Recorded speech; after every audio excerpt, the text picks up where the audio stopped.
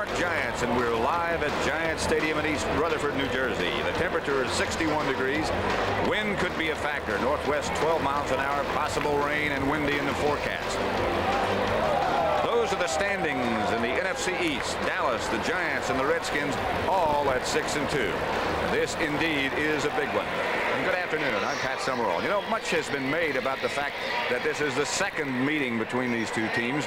Dallas won the first one on opening Monday night. But as you talk to the coaches and players, they say nothing doing to that. These are two totally different teams. With me, of course, is John Madden, as usual, and thankfully. And, John, how do you think Dallas plans to attack and approach this game? Well, you know what they'd like to get going is their WD-40 offense. In other words, they'd like to get, now that they have Tony Dorsett back, they'd like to get the ball in the hands of Walker and Dorsett 40 times. Now, they realize that the best defense against a run in the NFL is the Giants. So they're not going to be able to hand it to those guys and do a lot of running. They just want to do enough running to keep them honest, but they want to get the ball in the passing game to those guys, get them in the open field, and let them run from there. And as John and I talked earlier in the week to Bill Parcells, the Giant coach, he has some definite ideas about how to attack Dallas. Well, the first thing that he talks about and the thing that he wants to do is test that running game. And that's the thing that the Giants do best on offense with Joe Morris. He said that the Dallas Cowboys are 26th in the league against the run. He says we have to find out if that's true. Now, if we can get the ball to Morris, if we can run well early, then we can get them up tight, then we can go to some play passes and some other things later. The other thing he says on defense, he said they have Walker, they have Dorsett, Tony Hill, guys running all over the field. He said, but when we've had success against them, said the thing that we have to do is put pressure today on Danny White. Well, the Giants have won the toss, elected to receive. Dallas will kick off, and the wind definitely will be a factor. It's at the back of the Cowboys, and Rafael Septien set to kick it off. And because of the severity of the wind, he had to have a holder to keep it on the tee. Phil McConkey and Mark Collins back deep. And McConkey watches Septien's kickoff sail deep and almost out of the end zone. And that's going to be a problem, that wind. Here comes Giant quarterback Phil Simms in the offensive unit. Here's the defense he'll be facing.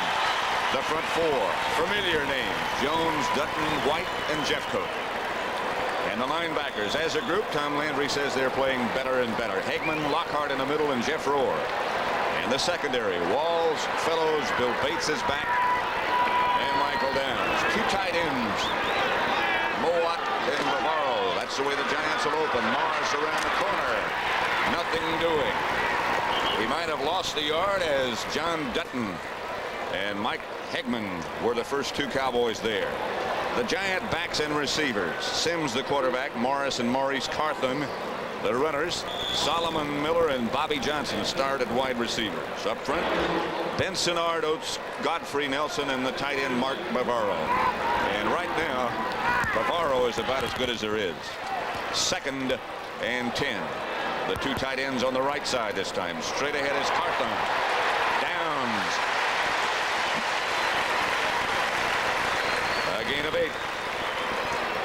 You know, Pat, as you were saying last Monday night against the Redskins, the Giants did a lot of this two tight ends. And when we watched the tapes of the game, we watched Mark Bavaro block, and I think that was the biggest success of that. I think Bavaro last Monday night gave the best demonstration of blocking by a tight end that I've ever seen. Interesting that he sent a message to us through your son saying, you guys are talking about me too much. I don't like that. Morris needs 2, and he's close. Jim Jeffcoat, the Cowboy who made the tackle. It's going to be close.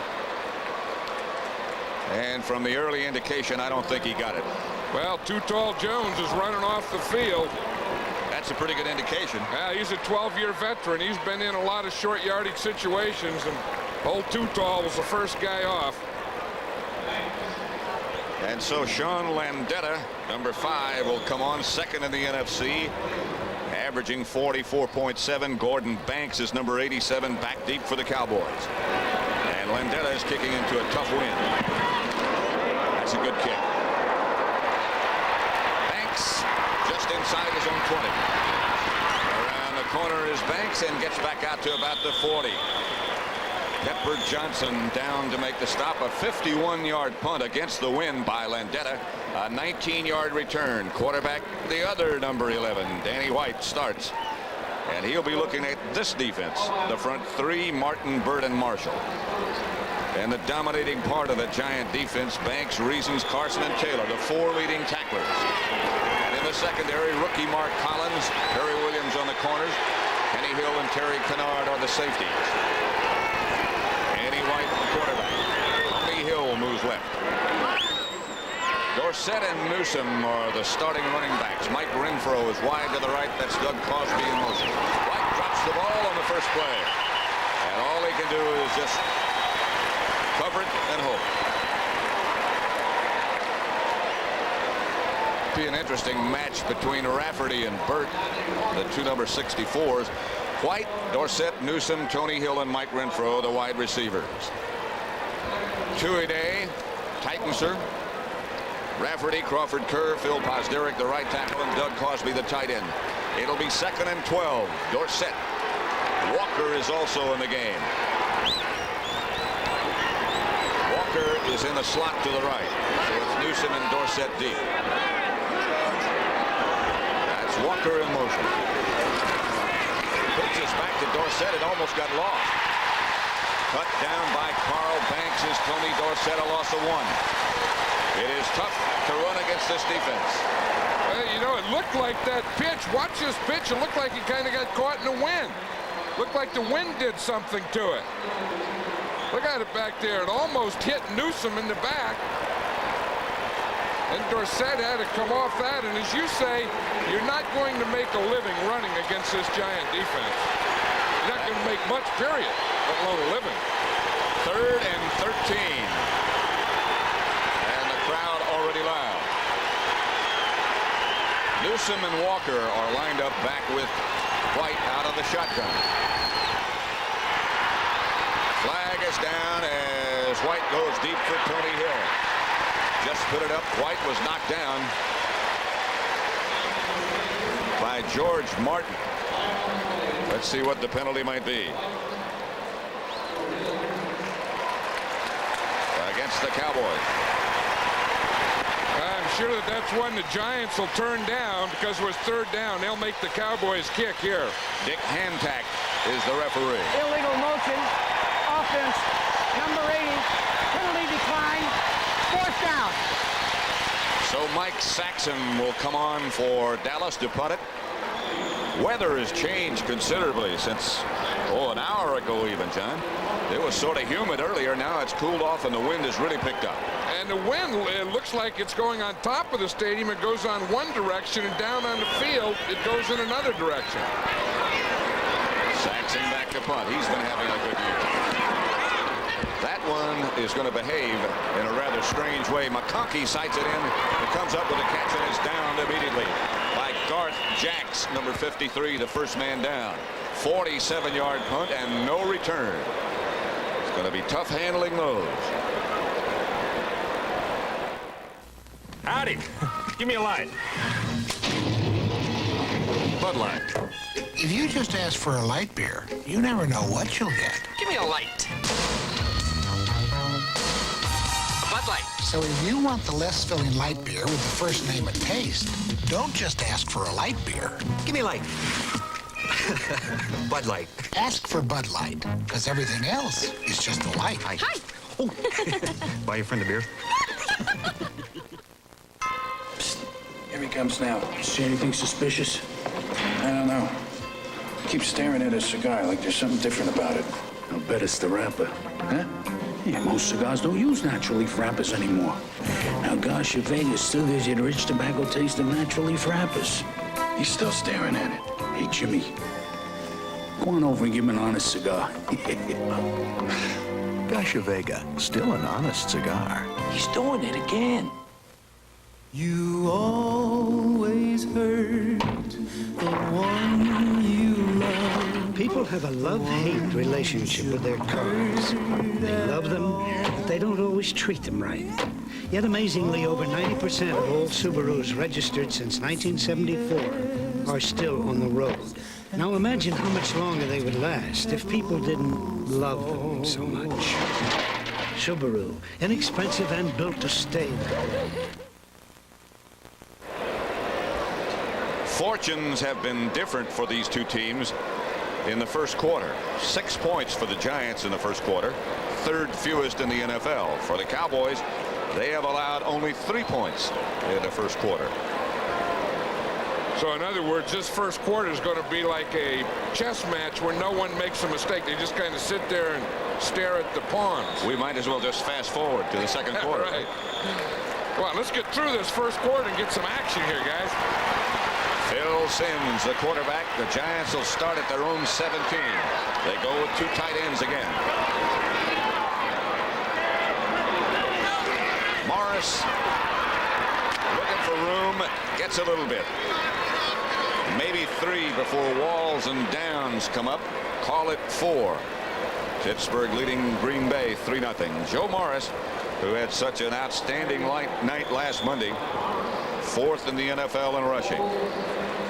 You know, Joe Morris has that one thing going for him that we were talking about the other day to Bill Parcells. He said that as he looks at things, he's going full speed. He doesn't have to come under control to see. He can run full speed and see. Not many runners can do that. That's McConkey in motion, and Simms back to throw. Has time. Incomplete. Very nearly intercepted down the middle. Mike Hegman almost came with it. Eugene Lockhart was also close. I'll tell you, and that's not the first thing the Giants want to see Simms do. I think that, you know, Phil Simms has had some problems with interception, has a little, you know, problem with that passing game consistency, and you hate to throw that first one to the guy in the blue jersey. In fairness to him, he's been working almost every week with a different set of wide receivers. 3rd and 6. Bobby Johnson wide to the left. As McConkey in motion, out of the spread. Simms up the middle, Bavaro, and he has it. At midfield is Mark Bavaro. Downs knocked him down, but it's a gain of 30. Yeah, I'll tell you, that's a great thing about a Bavaro. You know, he not only does that blocking, he not only does that short possession type stuff, but he can also get deep. And, you know, you talk about a guy being big, you can catch in a crowd with that type of body. You know, that big, strong thing, because guys around you don't bother you. They kind of bounce off you. He is really, as you said before, Monday night he put on a clinic in how to block as a tight end. Now it's Moat in motion. Simms going to work again. Outside Morris, incomplete.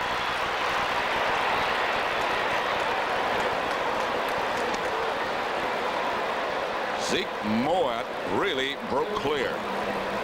Watch your blocking in here on Randy White. You know, anytime number 54 is in there, he usually draws a couple of them. But those couple do pretty well. That was Bart Oates, the center, and Billy Ard, the left guard. But that combination of the left guard and center are usually assigned to Randy White. It has to be frustrating in many ways to him. 2nd down and 10 at midfield. Simms back to throw. Looking quickly, and Bavaro, again the intended receiver, incomplete. He thought he was hit before the ball arrived. Bill Bates. Well, he knows who to complain to, too. Now, I'll tell you, watch number 40, Bates, comes in. Does he get there before the ball gets there? If it's before the ball, then it would be pass interference. It's at the same time of the ball, it's legal. Now, those are 2 tough guys here, number 40 in blue and 89 in white. But that's a nice little collision. That could be a tough meeting. Well, you know, that registered 82. 3rd and 10.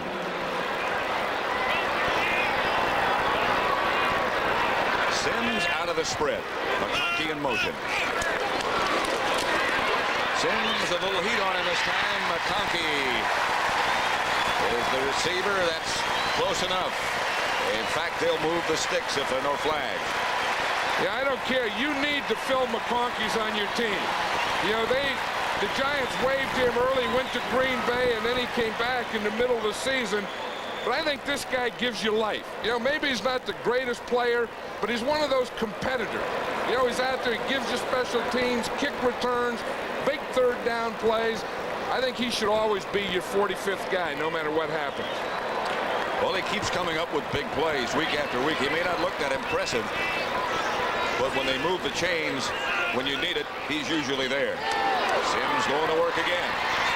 Up the middle, pass incomplete. It was Bavaro who juggled, and now it's an interception. Did the ball stay in the air? Obviously it did, or that celebration wouldn't be there.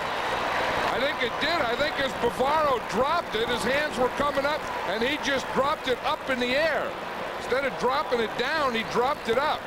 I'm sure that this is one they'll look at instant replay on, but Bavaro's number 89, I see he started to bobble the ball. It never did touch the ground. Sure you did. see it hit the linebacker there. It hit Jeff Rohr. Watch, Rohr is on the bottom there. See, the ball hits Jeff Rohr in the back, comes off him, never does hit the ground. And Downs comes up with it. Legal interception. The Cowboys take over at their own 44, 1st and 10. With that wind at their back. Second possession for Dallas. Dorsett and Newsom behind Danny White.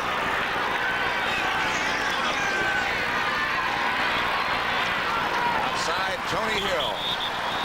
Out of bounds. Incomplete. Harry Williams.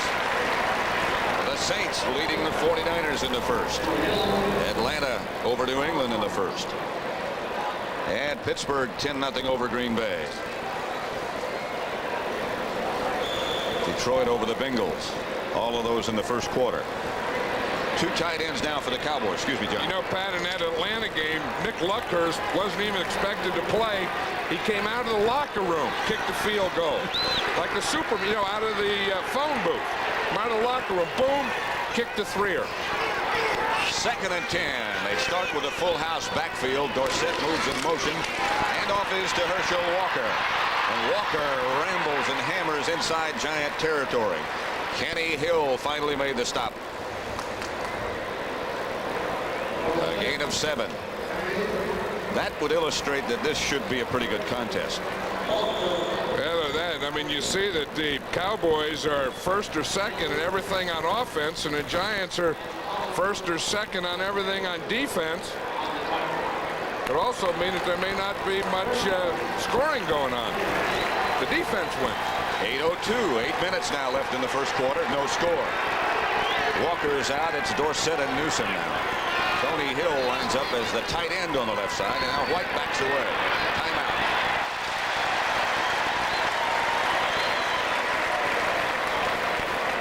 .7:49 left to play in the first quarter at Giants Stadium. 0-0 in this match for first place. An investment firm is only as impressive as it is responsive. It's a go. So when interest rates fell, we looked for new ways for our clients to make money and developed unique opportunities like the Prudential Real Estate Investment Trust, a first of its kind in a way to take advantage of changing markets. While others may imitate it, we're busy surpassing it. If anyone can show you bold new thinking in the business of making money, Let's close it. it's Prudential Beach, rock solid, market-wise. Experience an incredible advance in Gillette shaving smoothness. Atra Plus. The Plus is the white Luber Smooth strip that releases lubricants as you shave. You never felt anything smoother. Atra Plus by Gillette. The essence of shaving. Who has the easy to load, easy to shoot, easy to enjoy camcorder? Who? RCA. It's the new Pro Wonder camcorder. If you settle for less than RCA, that's exactly what you'll get.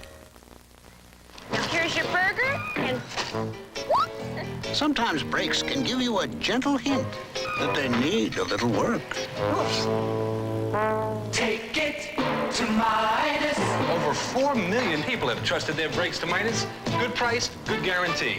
We won't break you. Whoops. Take it to Midas. Whoops. Huh? Take it to someone you trust. Summerall, John Madden, you look at that new emblem in the middle of the field, the New Jersey Meadowlands. This is the 10th anniversary of this stadium.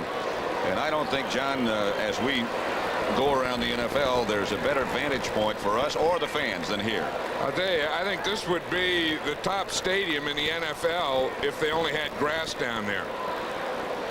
But I think they wanted to get New Jersey. You know, they have two teams in New York, the Jets and the Giants, and neither of them play in New York. They both play here in New Jersey, but they're always called a New York team. I think they figure if we put it right in the middle of the field, every time you watch a game, you're going to be reminded it's in New Jersey. Yeah. You got to see it. Third down and a long 3.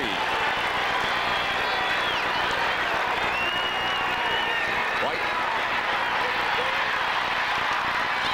He'll have it. Timmy Newsome out of the backfield got the first down, a gain of 8. The pass from Danny White. Andy Hedden made the stop. You know, it's one of the things Bill Parcells was saying. You know, you hear all about Dorsett and Walker. He said, but the guy who makes a lot of big plays for this team is Timmy Newsome. That's the 31st pass that he's caught this year. That you always worry about all the other guys, and he said this guy can really hurt you. Before this game started, Herschel Walker and Newsome had caught a total of, what, 70 passes? Yeah, Walker has 40 and Newsome had 30. And now Sherrard is a... Danny White did well to get rid of it. Flags are down everywhere. Herschel Walker was the intended receiver. Harry Carson all over him. They're going to call that on Harry Carson. I think that he tackled Herschel Walker before the ball got there. Danny White did well to get rid of the ball. Harry Carson did well to find and guard Herschel Walker. Holding. Defense. Number 53. First down.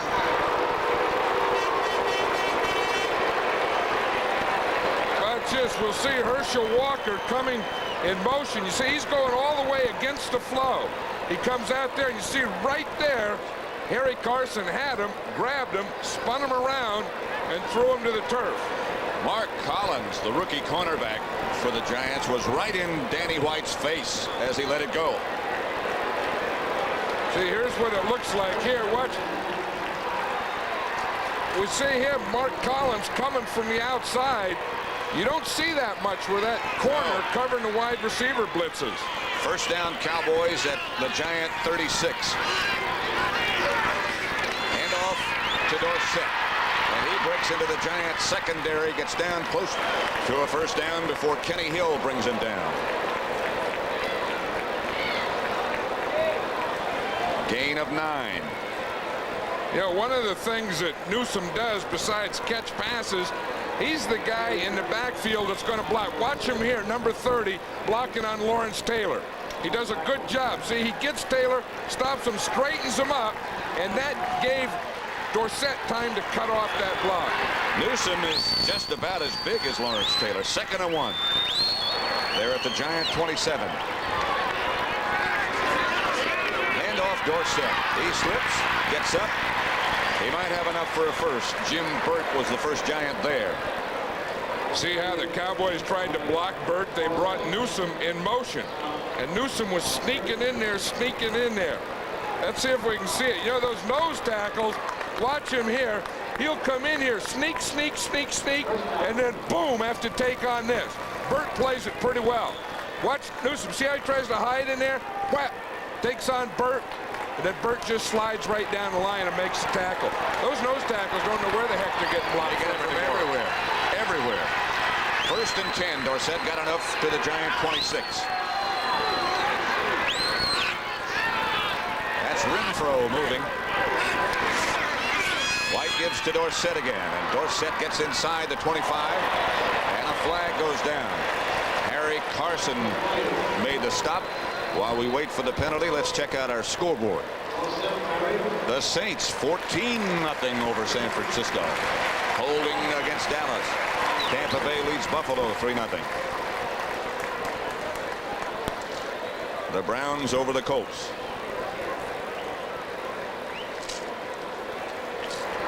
Holding.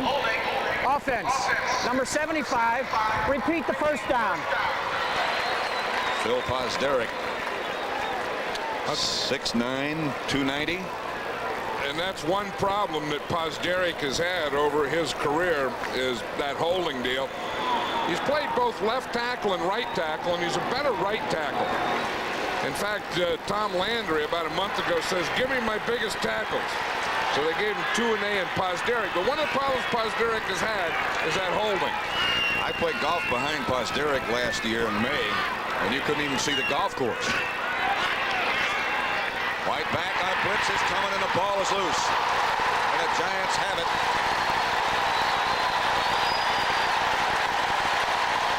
White was hammered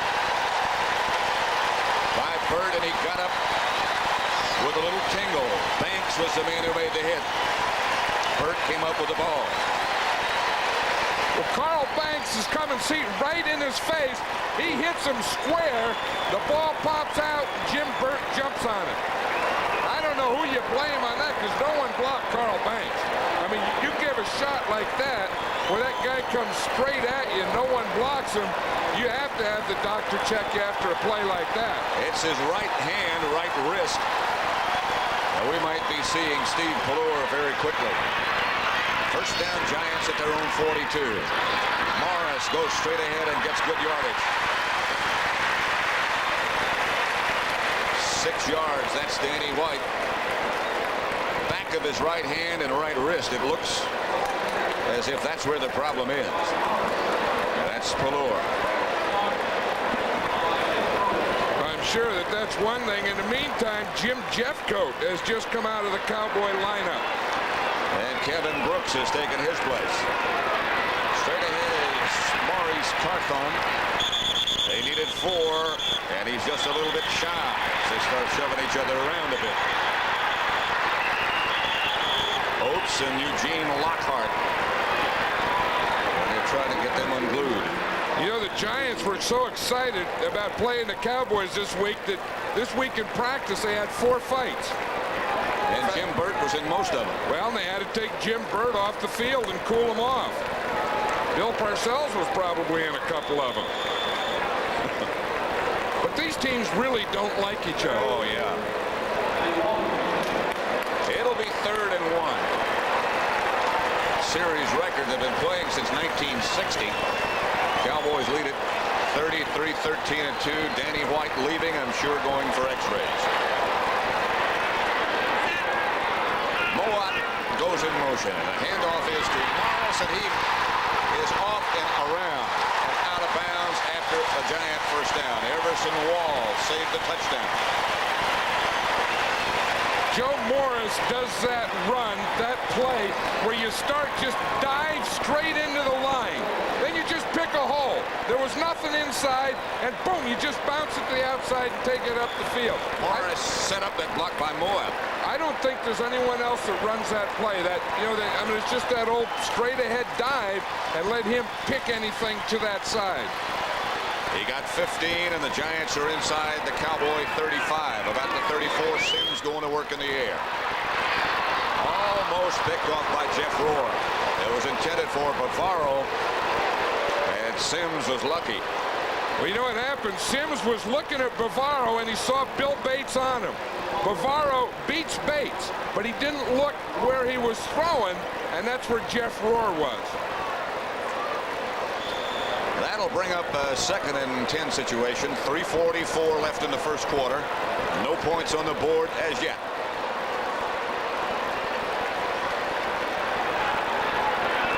Vince Warren is split wide to the left. Solomon Miller is to the right in motion now.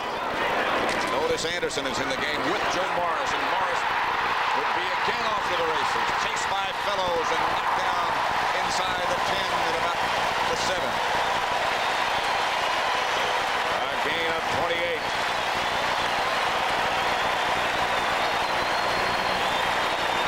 But this is a play that's going to go to the right. It's that little quick delay. It starts to the right.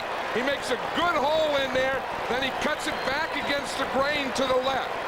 I'll tell you right now, I think that Joe Morris is running better than any running back in the NFL. What did Bill Parcells say to us that they had averaged on that play? Over 7 yards a carry. But that's their best play. Sims down the middle, incomplete. Intended for Bobby Johnson. Ron Fellows on the coverage.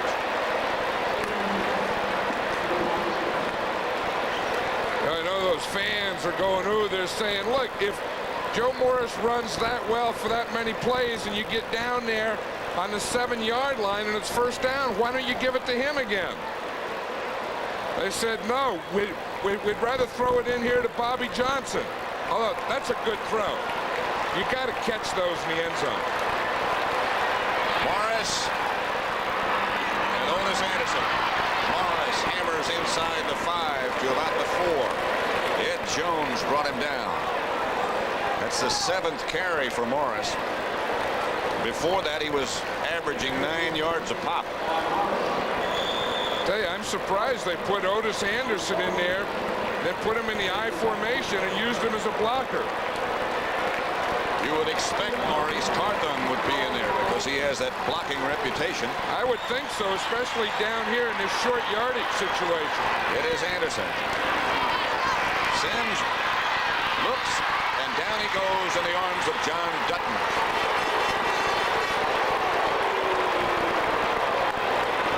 And they'll have to settle for 3. This won't be easy, no matter how close it is. Yeah, we have to look now and see what Phil Sims saw. We'll take it back and wait until he's ready to set up. See, he's ready. He's looking left here. This is what he's looking for. He has double coverage, so he has to get out of that. And then he came back. He didn't have anything to throw to. 25 yards out. Rutledge holding for Raul Alegre. They talked about a possible field goal fake here.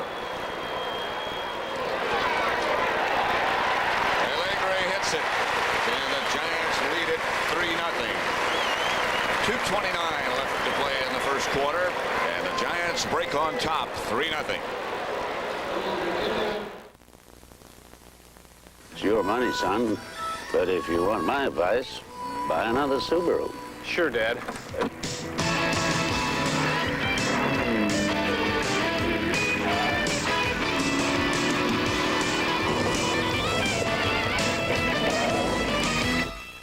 I thought we agreed you'd buy a Subaru. But, Dad, I did.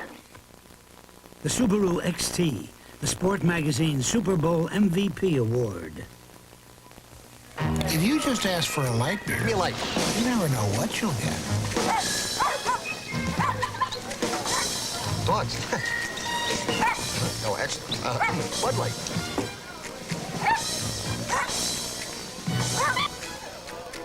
So if you want the less filling light beer with the first name and taste, ask for Bud Light. Yours? No. Because everything else Give me a light. Showtime. is just a light. Today's small cars are tougher than ever on oil. Their high-compression engines not only rev high, they can run hotter than regular small car engines. Their searing heat can begin to break down an oil immediately. That's why there's Castrol, the only leading motor oil that in every grade provides maximum protection against viscosity and thermal breakdown. So use Castrol before your engine does something to get you heated up. Castrol, engineered for today's smaller cars. North Carolina takes on a Clemson team with players who believe in razzle-dazzle and fans who believe in razzmatazz. Or see Stanford meet UCLA next Saturday on CBS Sports. The New York Marathon is over. The winners, Johnny Poley for the men and Greta Weitz for the women. The 8th time, by the way, she has won the New York Marathon. Steve Pallure. Danny White has gone to the locker room, presumably for x-rays, and Pallure will take over at quarterback when the Cowboys get the ball. Robert Levette and Darryl Clack back deep. As the kickoff slides past Levette, he has to feel it inside of his own 5, and what a good bounce. Greg Lasker was the first man down. Allegre's kickoff looked funny, but it certainly came out with a good result. Well, I think Levette was thinking it was going to go out of bounds. Of course, if it doesn't, it's a 5-yard penalty. He waited for it to go out, and it didn't go out. So Pelur comes on in a tough situation. Dallas ball, 1st and 10 at their own 6. Giants leading 3-0 on the field goal by Allegre. I'll tell you one thing about Steve Pelur. This team has a lot of confidence in him. Here is the full house backfield, or it was, until they went into their dance, and now Walker's the deep back. Dorsett is the man in motion. Hand off Herschel Walker. And he gets to about the 7, and he is really upended there by Leonard Marshall. A gain of 2 for Herschel Walker. Hey, Leonard Marshall started out at that right defensive end. Once a team's coming off that goal line, it's like short yardage, and you expect they're going to run inside. And Big Leonard just took a pinch move and just flew into that middle. And when you get 290 pounds flying anyway, you're going to have a collision. And the first thing we saw were Walker's feet, 2nd and 8. The ball's at the 7. 1:40 left to play in the first quarter. Giants up 3-0. To Walker again. Walker to about the 9 in the arms of Jim Burt. 2 more. We're at Giant Stadium in East Rutherford. Threat of rain, very windy, gusty wind, tricky. And the Giants on a field goal of 25 yards by Raul Allegre leads. The Giants lead 3-0. That's what happened. White was hit by Banks' fumble. Burt recovered. And the Giants took it down and got the field goal. 3rd down and 6. Pelur operating out of the spread. Giants showing blitz. Back off a little bit. Now the flags are down. Pelur goes up in the air, up with the top. Walker comes down with it. Herschel Walker. If they don't get him down, they're not going to catch him. He lost the ball, and the Giants have it. But there's a flag down back at the line of scrimmage. It may be all for naught. This is going to be an interesting one, Pat. The flag, I'm sure, is against the Cowboys. The left tackle, Mark Tuinei, moved before the ball was snapped. Do you decline it? Well, it was 3rd down. I would think that they would decline it because they're going to get the ball at about the 38-yard line. I don't think they'd get it much better on a punt. I would bet they decline it, take the ball right now. It would appear that is what's going to happen. But from a Cowboys standpoint, I think if you look back, that's almost as good as a punt. Well, that is, especially after that penalty on you. You see, Mark Tuinei had to block Lawrence Taylor. And when you get number 56 on you, you get a little nervous. And he just got a little jumpy, and he started to back up before the ball was snapped. If anyone's going to make it illegal motion. Offense, number 71, penalty decline, 1st down. The Giants take over at their own 37. See, watch 71 here. See, he's looking out here at Lawrence Taylor. See, he looks in, then he looks out. He knows he has to block Taylor. He sees the movement, and then he starts too soon. 3-0 Giants, still in the first quarter. Look, Da Vinci, you've got great ideas, but I mean, what is this, an egg beater? It's a machine that will make men fly. Well, it'll never fly if you can't get your idea across. Here, use the Xerox desktop publisher. The workstation lets you create your documents. Then the laser printer prints it out laser perfect. Looks neat, huh? And it'll fly. Desktop publishing from Team Xerox. It brings out the genius in you.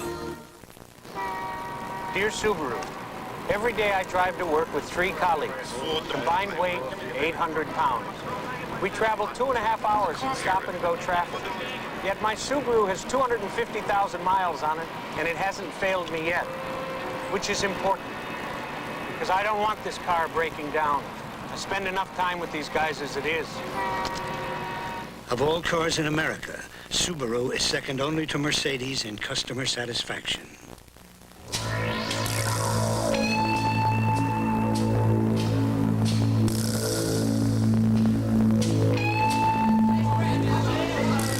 Introducing Wendy's new Big Classic Hamburger. This is the good stuff. The soft kinds of bun, the fat tomatoes. This is the good stuff. The fresh toppings, the beef. This is the good stuff. Wendy's new big classic. This is the good stuff. Right here makes a great catch on the sideline. That's a heck of a catch. He starts to run. Now watch 46. Greg Lasker comes in and knocks the ball out with his right hand. So he knocked the ball out, and then Terry Kennard comes up with the fumble recovery. But that was still a heck of a throw and a heck of a catch. That was from Pallur to Walker, and now it's Sims at the helm. 39 seconds left to play in the first quarter. Sims and the Giants lead. Big fumble. And Dallas says they have it. And the officials agree. Ed Jones.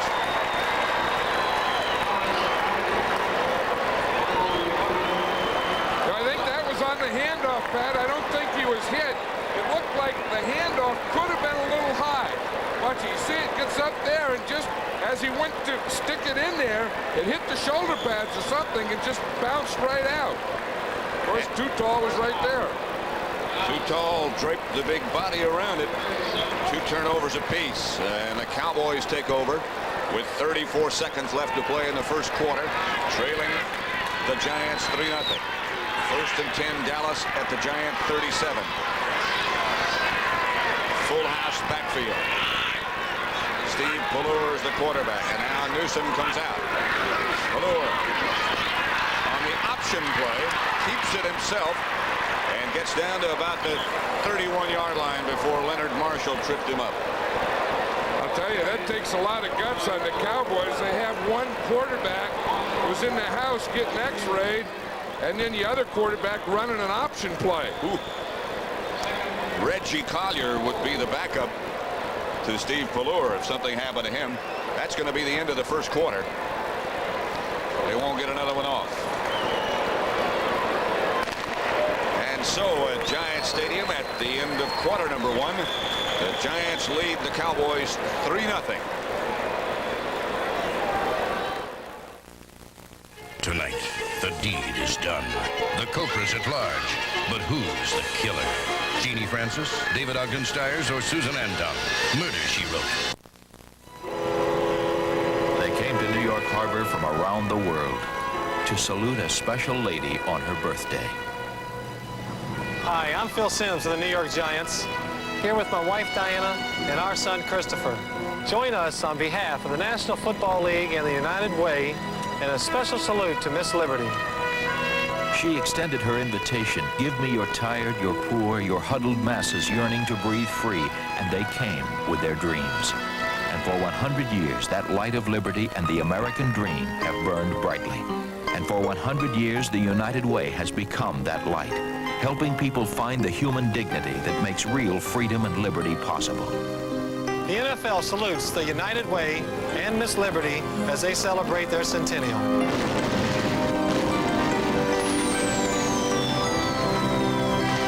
Thanks to you, it works for all of us, the United Way. This message furnished by the National Football League. National Football League is sponsored by Bud Light. Everything else is just a light. Subaru and the Subaru XT, the Sport Magazine Super Bowl MVP Award. And by Team Xerox, people and products that help bring out the genius in you.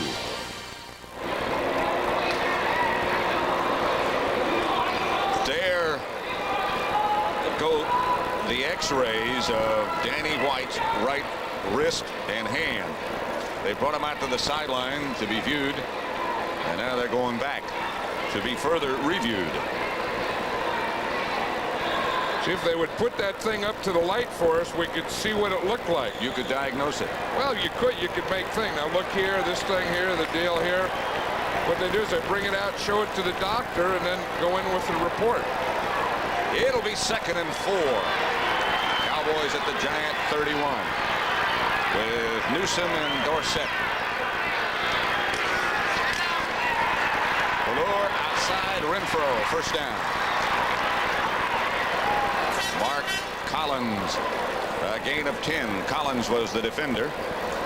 Well, that was the type of thing that Paul Hackett was telling us that they wanted to do, is get a little running game going, so that they could then fake the run. And that was a play pass. They pulled the guard out there, got everything going, got that giant defense coming up, and then popped the ball to Mike Renfro. Pelluer, every time we have seen him, has been most impressive. In fact, Tom Landry said if it were not for Sherrard, Walker, and Pelluer, we wouldn't be 6-2. Remember, we did the game against the Redskins. He had a big day that day. Walker and Newsom in front of Dorsett. Walker moves left. Here comes reverse. Walker looking to throw, has no one. And gets down to about the 20 before Harry Carson smacked him down. Nobody got open. You want to see a mismatch? They came on the reverse. The guy that had to block Lawrence Taylor was Steve Pelluer. And I'll tell you, he gave him. I mean, he come into him with a shot. Now watch Pelluer. He'll pitch. Now he's going to go to the right. There's the handoff. Now watch who the lead blocker is. It's number 16. Look at the guy he has to block. It's Lawrence Taylor. So he takes Taylor on from the front. Carson takes him on from the back. And he's the quarterback. 2nd and 10. Pelluer got away from Taylor, but the second man there was Perry Williams, and down he goes. The second sack. Sad news, tragic news about Danny White. He has a broken wrist and will not be back, obviously. Tell you, there's Perry Williams again in the corner. Look, he's out there like a coverage guy. Then he comes in on the blitz. Lawrence Taylor was the first guy there, and as you said, Perry Williams put it on him.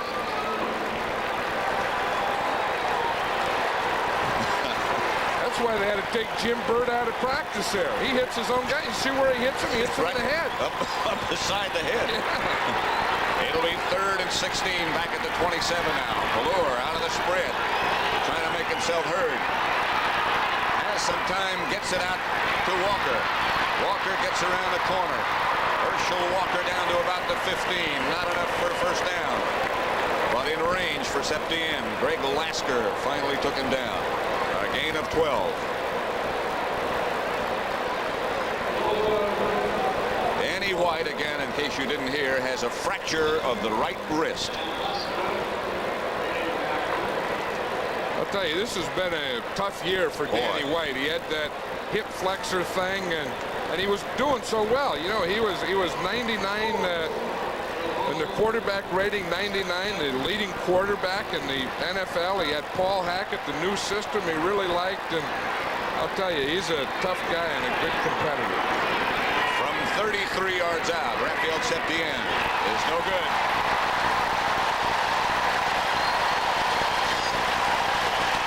Never even close.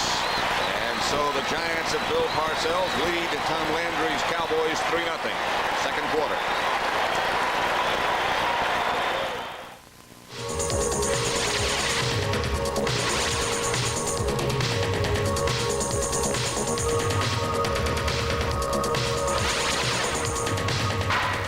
Oldsmobile Cutlass Supreme. The V8 with so much performance, it makes every road a downhill run.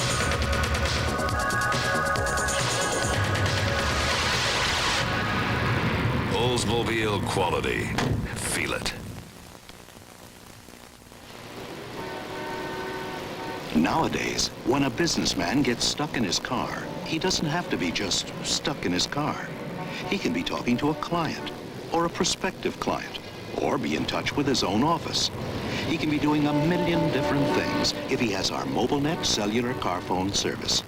Just imagine how much more productive you could be with MobileNet. Gee. No, GTE. Come ride with me and I'll take you where you've never been before. Ride with me and I'll show you that there's really so much more. There's a place you'll never know. Come on down, don't miss the show. Ride with me and I'll show you America. On a Honda ATV, the end of the road is just the beginning. Lynn Hollander wanted her son to marry a nice girl, but he's fallen for a woman as old as his mom. Ellen Burstyn, Tuesday Weld, and Patrick Cassidy. Something in Common tonight. Next Saturday at 2:30 Eastern, CBS Sports presents college football again. Some of you will see the North Carolina Tar Heels against the Clemson Tigers. Both teams are in the midst of the fight for the ACC championship. Or some of you will see a Pac-10 matchup between Stanford and UCLA. That's college football next Saturday here on CBS. Steve Pallure will have to carry the load, and if something happens to him, the load would fall on the shoulders of Reggie Collier. Raphael Septien just missed from 33 yards. Morris, the ball carrier. Joe Morris barrels out to about the 25 before Everson Walls knocks him down, but Morris still got 6 yards.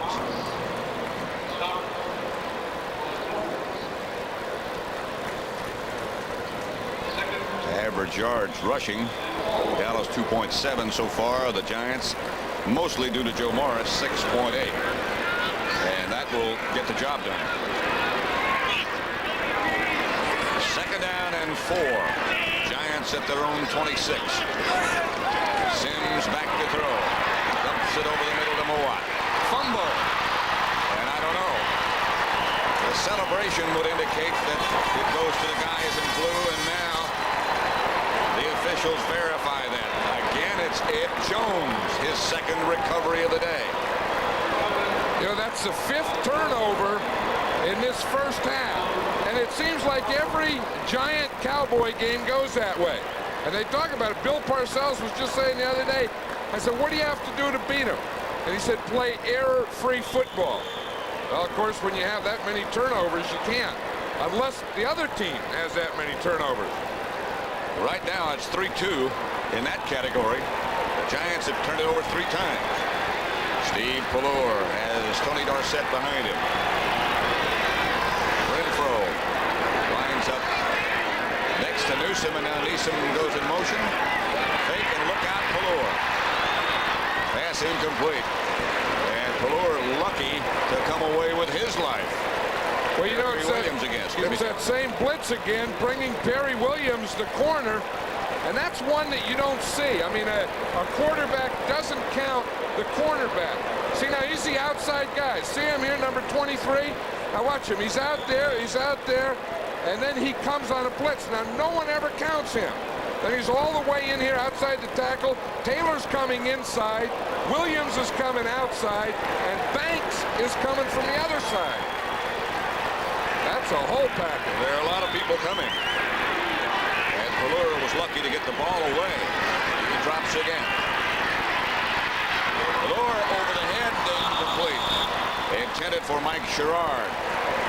Kenny Hill had a shot at it. I think George Martin had a shot at Steve Pallure. That's where the Giants figured that they had to do it. Of course, they talked about Danny White. Said when we've had success, we put pressure on him. We've knocked him down. We've beat him around. And that's the way to beat the Cowboys. Pallure, perhaps with all the injuries, a little bit more mobile than Danny White. And he needs to be, the kind of pressure they're putting on him. Especially that one 2 plays ago where he had 3 guys coming and not one of them were blocked. 3rd and 10 at the 28. Walker and Newsome are back there with Pallure. The crowd again is loud, and Pallure shouts.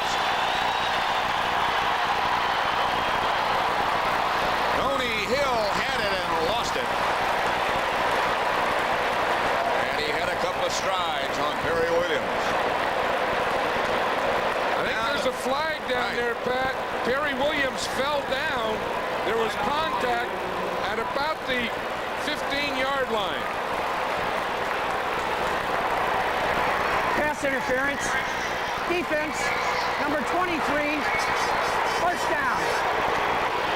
Give the Cowboys a first down at the Giant 14. There was contact there. We'll see it right about the 15-yard line because Perry Williams falls down. You see him trip and go down, and that's how Tony Hill got behind him. I don't know if that was interference or not. When he started to fall, it looked like that's when he grabbed him or put his arm on him. Of course, you can only hit him in the first 5 yards or after the ball gets there. Cowboys now go with 2 tight ends, and the handoff is to Herschel Walker. Walker gets down to about the 11. Burt was the first Giant there. A gain of 3. See how strong that Jim Burt is? He was standing straight up, and when Herschel Walker ran into him, and it was like he ran into the wall in the stadium. So we can see it. Watch Burt come off a double team here. Now watch Walker. Burt standing straight up. Walker ran right into him, and that was the end of the line. Of course, Burt had a little help, but you know, Burt's kind of built in a football position. You know, around 6 foot, 6'1", 260 pounds. Built in a stance almost. Yeah. Valor, touchdown, Renfro. Mark Collins was the defender, an 11-yard shot from Steve Pallur to Mike Renfro. Well, Mark Collins is a rookie that they're going to work on. And of course, they have the old veteran of Mike Renfro. He just gets inside. Now, once he gets inside, Collins didn't get his hands on him. He has him beaten down there. When you get down inside that 10 and that corner's up tight, he has to boom. He has to hit that wide receiver. If the wide receiver like Renfro gets past him without a hit, he's going to get a touchdown. He was always inside, right from the beginning. Collins didn't get his hands up. Right. Extra point from Septien with Pallur holding is good. And the Cowboys lead at 7-3 with 11 minutes left to play in the first half.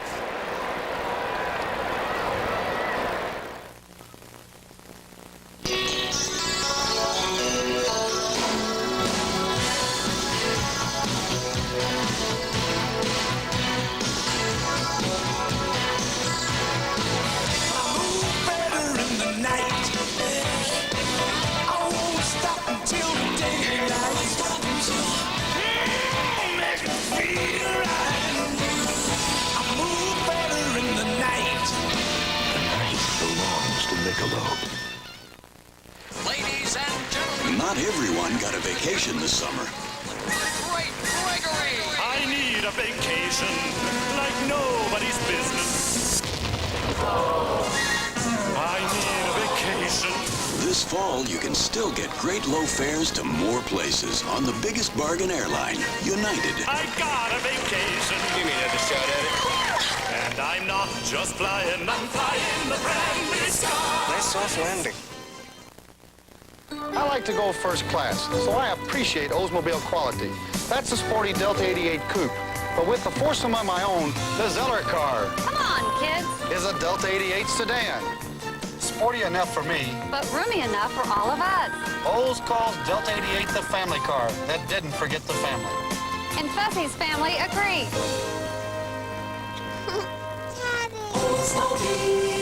Oldsmobile quality. Feel it. He's 5 feet 7 inches of pure flesh, a man who cuts back to cut loose. Joe Morris leads the Giants against the Eagles next Sunday on CBS Sports. Well, you think about those Eagles, everybody sort of at the beginning of the year after the way they started thought, hey, this is not much, but they're getting better every week. But you know, anytime you play the Eagles, I think they're in every game they play because they always play that strong defense, and they're the type of team that will get turnovers. And as we see in this game, when you get turnovers, then you get touchdowns. That's what the Cowboys have done. Septien's line drive kickoff goes to Collins, and he's taken down by Todd Fowler. Jesse Penn helped out along with Bill Bates. Let's watch a touchdown again. Now watch Mark Collins here. He doesn't get his hands up, and he lets Renfro get inside him right now.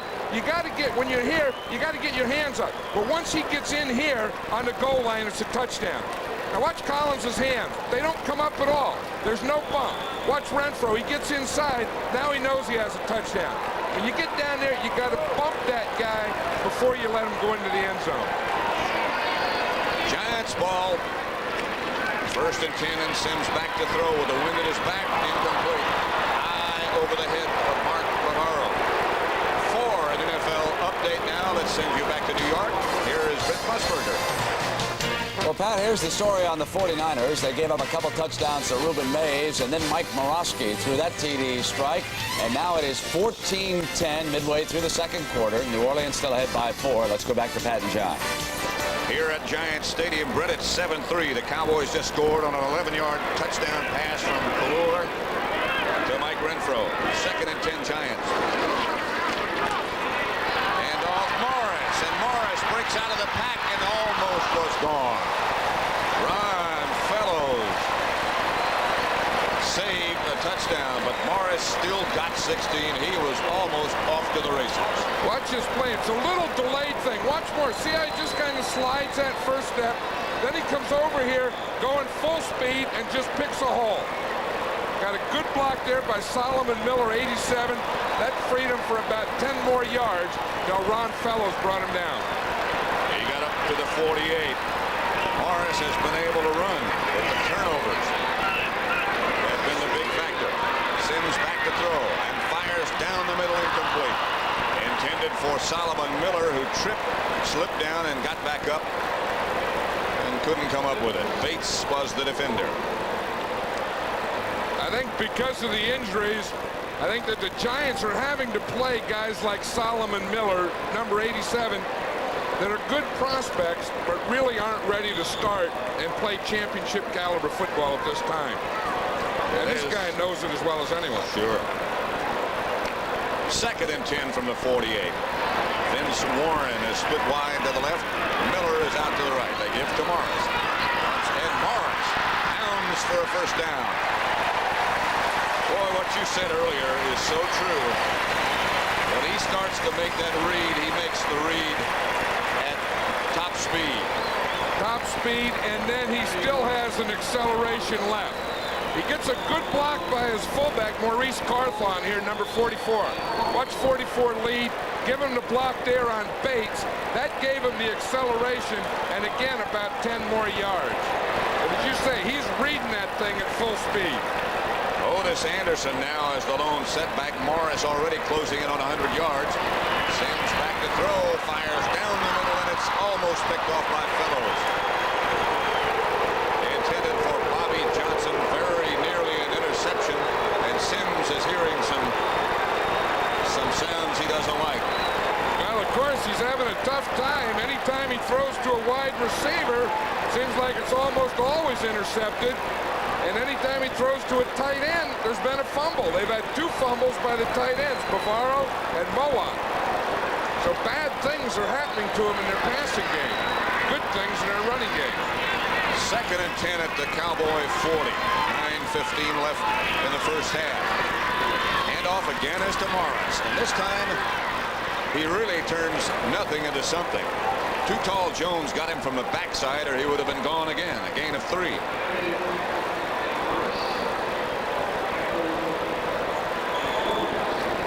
Morris, 12 carries, 95 yards, and we're still in the second quarter. He had 181 on Monday night against the Redskins. 3rd down and 7 from the Cowboy 37. Dallas leading at 7-3. The winner of this will at least have a tie for first place. Sims out of the spread. Blitz coming. Johnson will have a first down. Hendricks was the defender, the rookie, and they went right after him. A gain of 8 and a Giant first down. You see Joe Morris coming in and giving the play to Phil Sims. He had to look up to him. Phil Sims is about a head taller than Joe Morris. He had to look up and say, hey, run this one. It's a good one. 1st and 10 from the 29. And Sims goes back to throw on first down. Dutton chases him out of the pocket. McConkey, no catch. McConkey thought he had it. So did the fans. But they don't wear all striped shirts.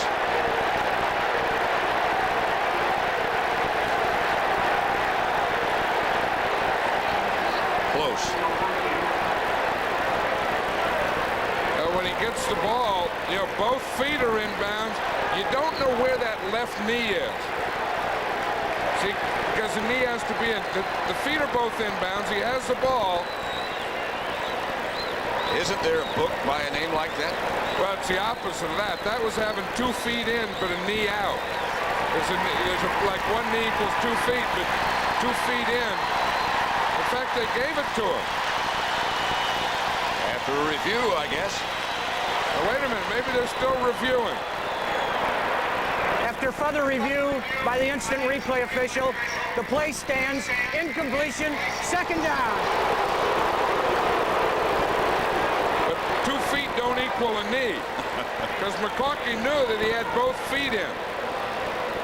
And then they had to say that knee. And the word has to be inconclusive, because that's what they use in these things. That's the thing that gets them off the hook. That could be the next book. Inconclusive. No matter what anyone does, it's inconclusive. I don't know. Here's Morris, and he's around the corner again.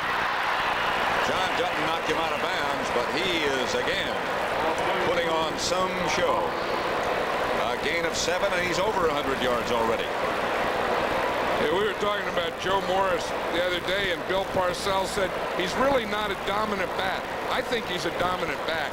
He said he's a dominant runner, but not a dominant back because he doesn't do all those things like blocking and catching and all those things. But yet, when we ask the people who are going to play the Giants what they have to do, they say the first thing, we have to stop Joe Morris. They're all scared to death of number 20.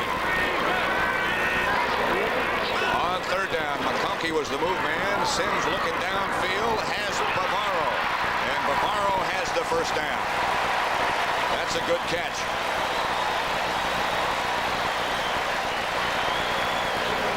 Hey, that was a heck of a catch by Bavaro because he had to reach back. That wasn't one of Phil Sims's best throws. Watch him here. Watch Bavaro. He has to reach back. He was going to his right and had to come back to his left. That's what you call good hands. Someone see that and say he has good hands. That's one of those things they tell you, what do we do in a situation like that? And they say you just react like a football player. Here's Morris. And Morris again breaks a tackle. Out of the arms of Everson Walls, and finally Randy White brought him down. 3 yards for Morris. 7-3 Cowboys, clock running at 7:25 left to play. New Giant record, his 12th 100-yard rushing game. He's been something the last 2 years. 2nd and 7. The ball is at the Cowboy 12.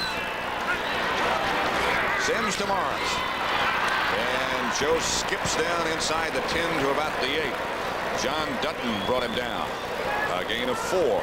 That'll make it 3rd and 3. You see how they run that play? It's a little delay, and everyone just blocks man.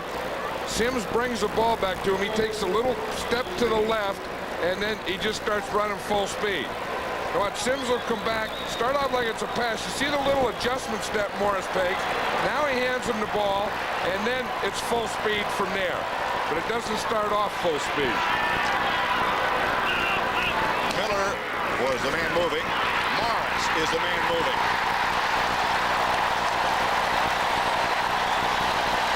An 8-yard touchdown run by Joe Morris. Strong and quick and dominating, no matter what they say.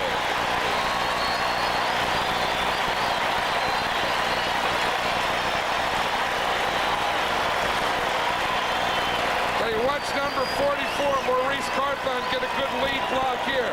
He takes out Rohr, and then Morris is able to cut off that block, get those shoulders square, and take it into the end zone. Allegre to try the extra point with Rutledge holding. And Allegre is good, and it's 10-7 Giants with 6:24 left to play in the first half. A little something special coming up for you when we come back. Giving that extra effort makes winners. Be all you can be. Sponsored by the U.S. Army. Number 34, Herschel Walker of the Dallas Cowboys is one of the most highly publicized first-year players in league history. But the former Heisman Trophy winner has backed up his college and pro press clippings by running with determination and second effort. In the span of a few short weeks, Herschel Walker has already soared into the elite of NFL running backs, proving that he is indeed the best he can be. Alpha team, aggressor tank spotted. In a battle drill, you need horsepower, firepower, people power. That's teamwork. Moving tank, track front, 2,000. This team uses a computer, thermal sight, laser rangefinder. Ah! We win, the whole tank wins. The whole team wins, not just one person. Find your future in the Army. 10-7 Giants. This has never been seen before. A new video by the Dallas Cowboys. Living the American dream. We love to hear that Liberty Bell ring. Dennis, Steve, and Reggie find receivers in a crowd. With Tony, Tim, and Herschel, but the fans, they all get loud. Dallas plays balls and goes, intercept the ball. That's if it's swung high enough, clear John ain't too tall. Reggie played the Jeffco will often make a sack. We'll get the field position when the vet runs it back. Locker Roy Heckman will keep the sweep contained. Bonnie Daddy, Ram, Tights, Cube, and Richards walk away. Real Hill, Banks, Winkle, Cosby, and Gerard make it look so easy, even when it's hard. 68 keeps it straight, and Saxon keeps it high. I always call the plays, and no one asks me why. That's the same guy. And I think they're all in the right business, I think. You know, I think of all the things that, if you said, what would you expect to never see or hear Tom Landry do? I think one of the first things I'd say is rap. But I couldn't see Tom Landry rapping. But then we caught him rapping. Tom in a rap. Well, I still have my doubts. Rapping Tom. Robert Levette and Darryl Clack back deep. Gray, an ex-Cowboy himself, and the ball again blow off the tee. Scoring drive by the Giants, very impressive, particularly Joe Morris. Allegre's kick will be deep, and they won't bring it out. Darryl Clack downs it in the end zone. They'll bring it back to the 20, and from there they'll start. Disturbance settled very quickly. Next Sunday on CBS, the Bears go to Tampa Bay. The Buccaneers winning today. They've shaken up that ship, and the Bears have been struggling a little bit. So it'll be good to have a look at them. 12:30 starts with the NFL today. And John and I will go down 90 miles down the turnpike to Philadelphia with the Giants again. That's late. 10-7 Giants leading Dallas. Newsom the move man. Handoff is to Dorsett. A little room for Tony. And Dorsett out of bounds after a gain of about 9. Maybe enough for a first down. Perry Williams made the stop. I'll tell you who made a nice block on that play was Timmy Newsom again. You know, he was leading Dorsett in the hold. He was the guy that reamed it out a little and gave 33 some room. Then you see 30. You see him coming in here. Now watch 30. Newsom right there on Lawrence Taylor. He got Taylor down. That's the guy you have to block, and that sprung Dorsett. 2nd and 1. The ball just shy of the 30. Giants leading 10-7. 6:11 left to play in the first half. Valor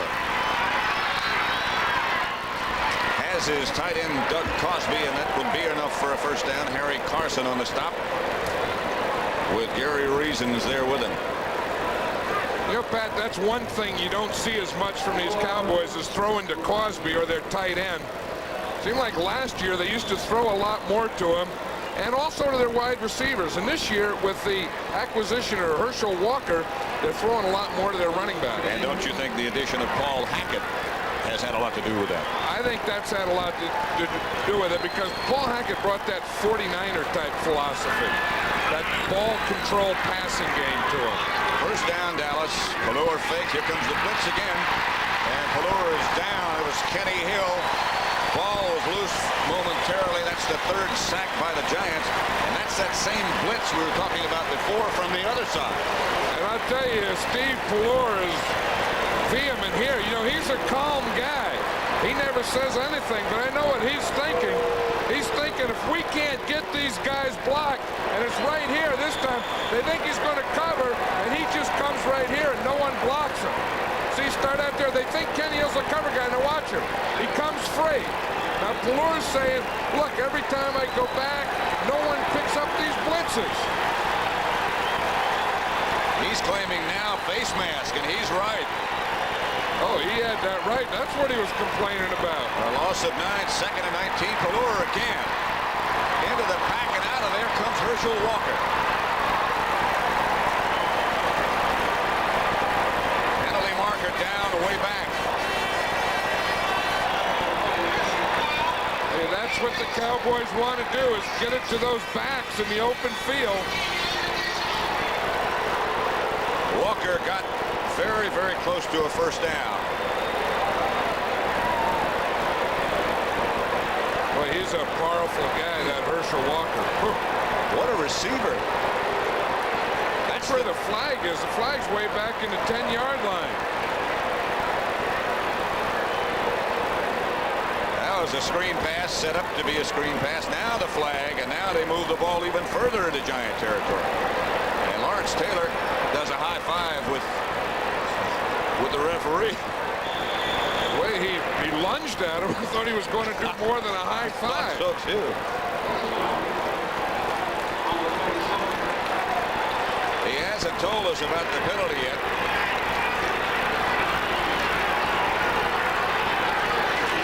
Walker and Dorsett, and this is Dorsett to the outside, skips away from one man. Again, a penalty flag is down. This has got to be against Dallas, and it's got to be in the area. It's got to be holding. You know, that one before on the Herschel Walker screen pass was an unnecessary roughness against the Giants. I think it was against Pelor, hitting him with an elbow. This will be against the Cowboys. Offense, number 84, replay the first down. Osby still first down. I think the penalty might have been against, it was a violation against Pelor, but I think it was Lawrence Taylor.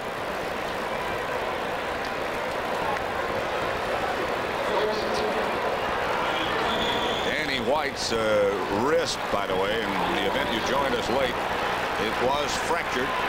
It's been put in a cast, and he'll be wearing it, we are told, from somewhere between 4 and 6 weeks. Renfro in motion. First and 20. They give to Dorsett. And he got a couple, but no more. Tripped up by Jim Burt. Reasons also on the bottom of the pile. A gain of 1 for Dorsett. Hey, Jim Burt's having a good game in there against that run, that inside run.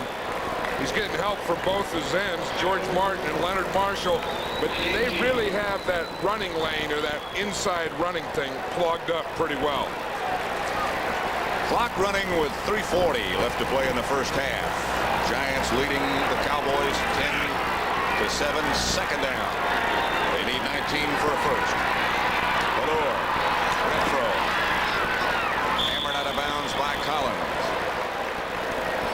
They got 10 of it.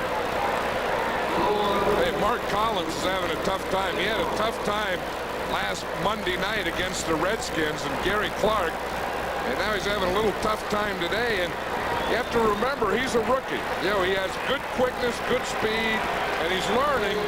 That's the good news, but the bad news is he's learning out here on the field. Tough place to learn. Well, Elvis Patterson has been injured, but he practiced this week, and I wouldn't be surprised. You know, he's playing in here in the nickel situation. Third down, 9.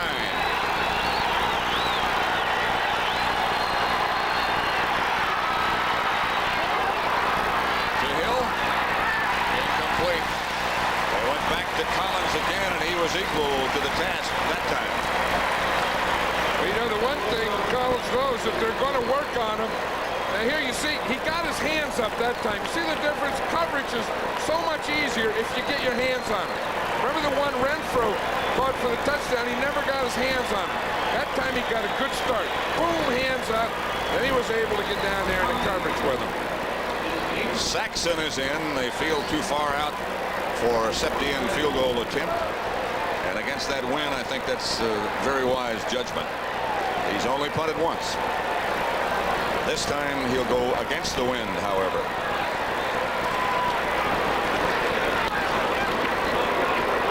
Conkey signals fair catch and makes it at the 11. And that's where the Giants will take over, leading by 3. 24-yard punt is all. As Marshall and Burt get their instructions over on the sideline.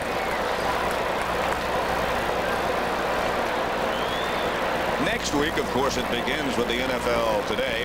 Doubleheader game number 1. The big one is the Bears at Tampa Bay. Rams against New Orleans. That gets bigger. Washington, Green Bay, and Minnesota against Detroit. It all begins with the NFL today. And then the doubleheader game, these Giants against the Eagles at Veterans Stadium in Philadelphia. Hand off to Otis Anderson. And John Dutton hit him as soon as he got the ball with help from Jeff Rohr. And a gain of only 1. Well, you know, that was that counter trade. They pulled Carl Nelson to right tackle, and Too Tall Jones got right in behind him. That's the way to play that play. You know, take that defensive end and just follow the tackle when he pulls. See, Too Tall saying, hey, look, I've seen that. The Redskins running at me all the time. All you guys do it. When Nelson pulls, I'll just follow him and find the ball carrier. Kevin Brooks. Jim Jeff Coat, who normally would be at right defensive end, has a problem with his ankle, so Brooks has replaced him. 2nd and 9. Sims gives to Morris. Morris is hit just outside the 15 by Dutton. A gain of 4. There's Phil McConkey. He'll go in for the 3 wide receivers. That's what he's waiting for, to decide if they want it. They give him to play, and there he goes. You know, when he came back for Green Bay, the first thing he did, came back, Phil McConkey, went into the blackboard, and he wrote up there, green, no, grass is always greener on the other side, and he wrote like heck. Or something like that. Something like that. 3rd and 5 it is. And that is the 2-minute warning. It'll be 3rd and 5. 2 minutes to go in the first half with the Giants lead. The Giants 10, the Cowboys 7. 2 minutes to go in the first half. And at the half, Brent and Irv and Will McDonough will have scores and highlights from around the league. Also, to be successful in Hollywood, you have to know how to cast your star. The Los Angeles Rams had a hard time finding their own leading man. That story is coming up at the half. It'll be 3rd and 5. Randy White. The Rams do have a leading man, Eric Dickerson. Sims on the draw play to Morris. And Joe lunges close to first down yardage. Ed Jones tripped him up. 2 of football's best linebackers over on the Giant bench, Banks and Taylor. Yeah, of course, Banks came on that blitz, and that was the one that put Danny White out of the game with a broken wrist. No one picked him up. I'll tell you, you know, you can't concentrate so much on 56 that you don't block 58, because he can do as much damage as 56. Well, there's a pretty good illustration of the story of the Giant defense. One of the best, if not the best. The leading tackler, Banks. Going to be short by that much of a first down. And I would think you would see Landetta. Here he comes. Last year in the entire season, the 4 linebackers for the Giants were the leading tacklers on the team. The same is true this year. I think that's the way their defense is set up. You know, the 3-man line, and the whole thing is based around having 4 good linebackers. Gordon Banks is back deep for Dallas, number 87, and Sean Landetta will punt with the wind at his back. Well, I'll tell you, that is one big play for that Dallas Cowboy defense, though, being able to stop Morris short of the first down. Because now they get the ball with 1 minute 40 seconds. They're going to get pretty good field position. They still have 2 timeouts left, and you know, they can go to work on a score here. Landetta is standing at about his own 7-yard line, and Banks is back at the Dallas 31. taking plenty of time, and the clock moves.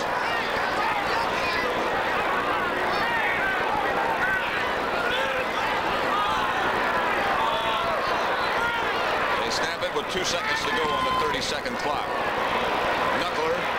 Banks is going to have a tough time handling that. He got away from it. And the ball bounds out of bounds in the hands of Maurice Carthon.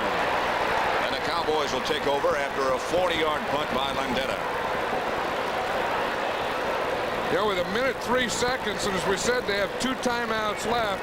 All the Cowboys need here is about 2 complete passes, and that'll put them in field goal range. In the event that you might have joined us after we started, Danny White suffered a broken wrist when he was hit on a blitz by Carl Banks. 5 turnovers so far have led to 10 points. Joe Morris has 125 yards rushing already. And we still have 1 minute and 3 seconds left in the first half. Steve Pallure has replaced White. 7 out of 10 for 115 yards and 1 touchdown. Walker and Newsom are back with Pallure. He goes to work. To Walker.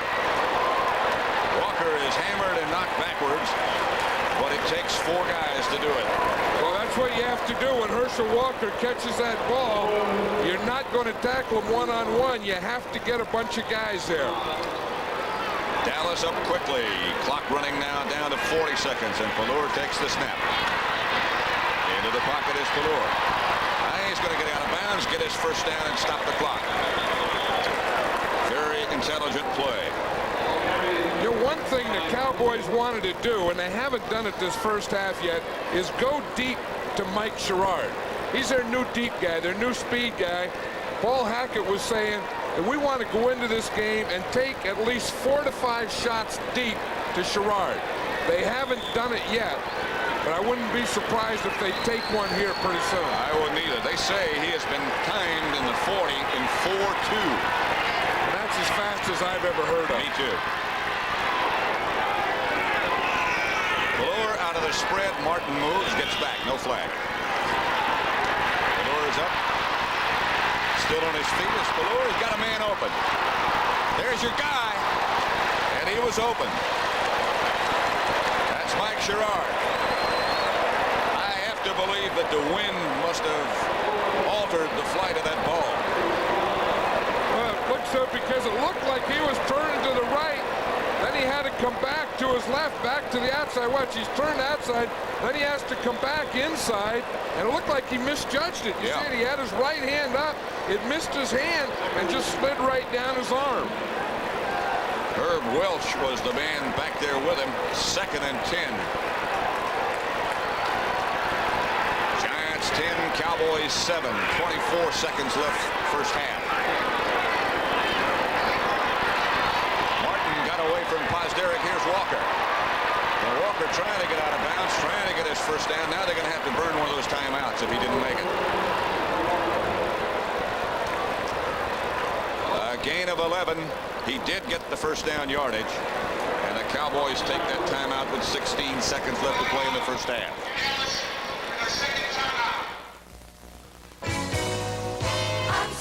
Ooh, McDonald's McDLT. Such a tasty combination of goodness.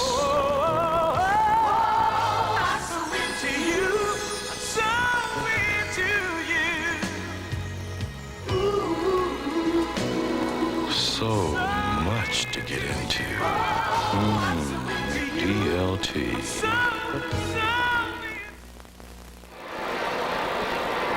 The Giants rushing 3 men, and that always creates anguish among the fans, because when the team like the Giants on defense, as they are now, go into what is called the prevent, and you only rush 3 and keep 8 back, it looks like most times it comes out to be an ineffective maneuver. Well, they learned that against the Redskins Monday night. I think the Giants defense is much, much better when they bring someone, at least to Lawrence Taylor. You know, they've had success. They brought Taylor, they brought Banks, they brought their safety Kenny Hill, they brought their corners, and they've got big sacks. When they just rush 3 and lay off, they're not as good. good. They get to become a soft defense. 16 seconds left in the first half. They only rushed 3 again. And Fuller up in the pocket, scrambling. Gets the ball to Renfro. Timeout quickly, and there's still 7 seconds left on the clock. And now the Cowboys will kick their field goal. Well, they'll try. It's tough in this direction. A gain of 15. But I still think that somewhere, you know, when they get the ball in there, somewhere you have to give them the pressure. Even though the time's running out at the half for the game, you still have to put pressure on these guys, because that's what the Giants do best. Right now, as you look at the ribbons up on top of the goalpost, the wind doesn't seem to be nearly as severe as it was earlier in the game. As you look up at the flags up on top of the stadium, I think that's true too. You know, it's funny, the flags down here in the field are blowing this way from right to left, and up on top they're blowing from left to right. And I remember years ago we're playing the Jets at Shea Stadium, yeah. And Eubank before the game told me, he said, Johnny, and I knew then, watch out when he says Johnny, he says, look up there under the second deck, there's that little flag. He said, that's how you tell how the wind is going here. The whole game I was scared to death to look up at that flag because I knew that wasn't what would happen. And I'd catch myself looking up and I'd look back because I knew he had a fan or something up there. Johnny, he called you. Johnny, and you knew, look out. 43 yards with Pelor holding. Raphael Septien. He has missed one.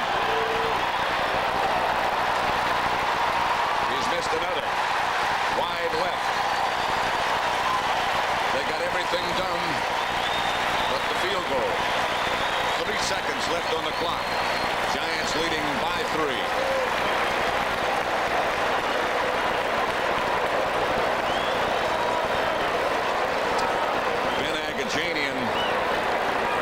Who used to be with the Giants, of course, and has really built a fraternity of kickers around the country. Talking to Raphael Septien. Uncle Ben, they called him.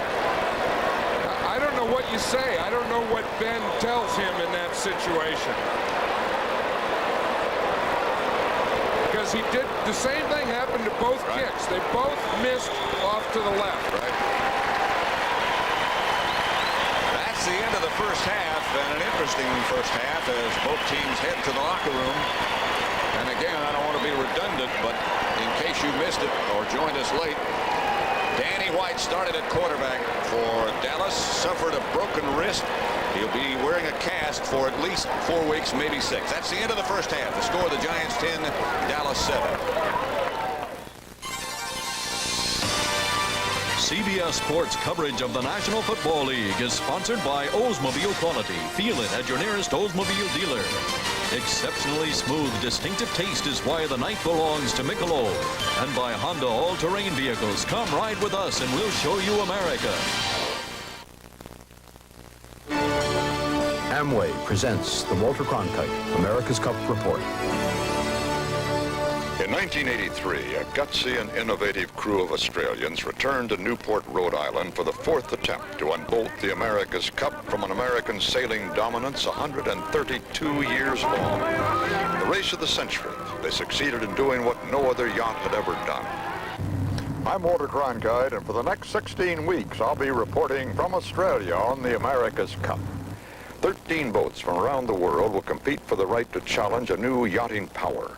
They battled through 4 months of trials and elimination until one boat is left to meet the Australian Defender next February for the America's Cup. That final best 4 of 7 series is the World Series, the Super Bowl of yachting. In this spot in coming weeks, I'll be reporting on the people, the technology, the tactics, and the money that it takes to win the America's Cup. Some people are as reliable as sunrise. You can see it in their smile, feel it in their handshake. Their life is fulfilling. Their work is rewarding. Happiness is something they've created for themselves. Amway people. Hardworking Americans you can rely on to give their best. Every day. Wednesday on CBS comes alive.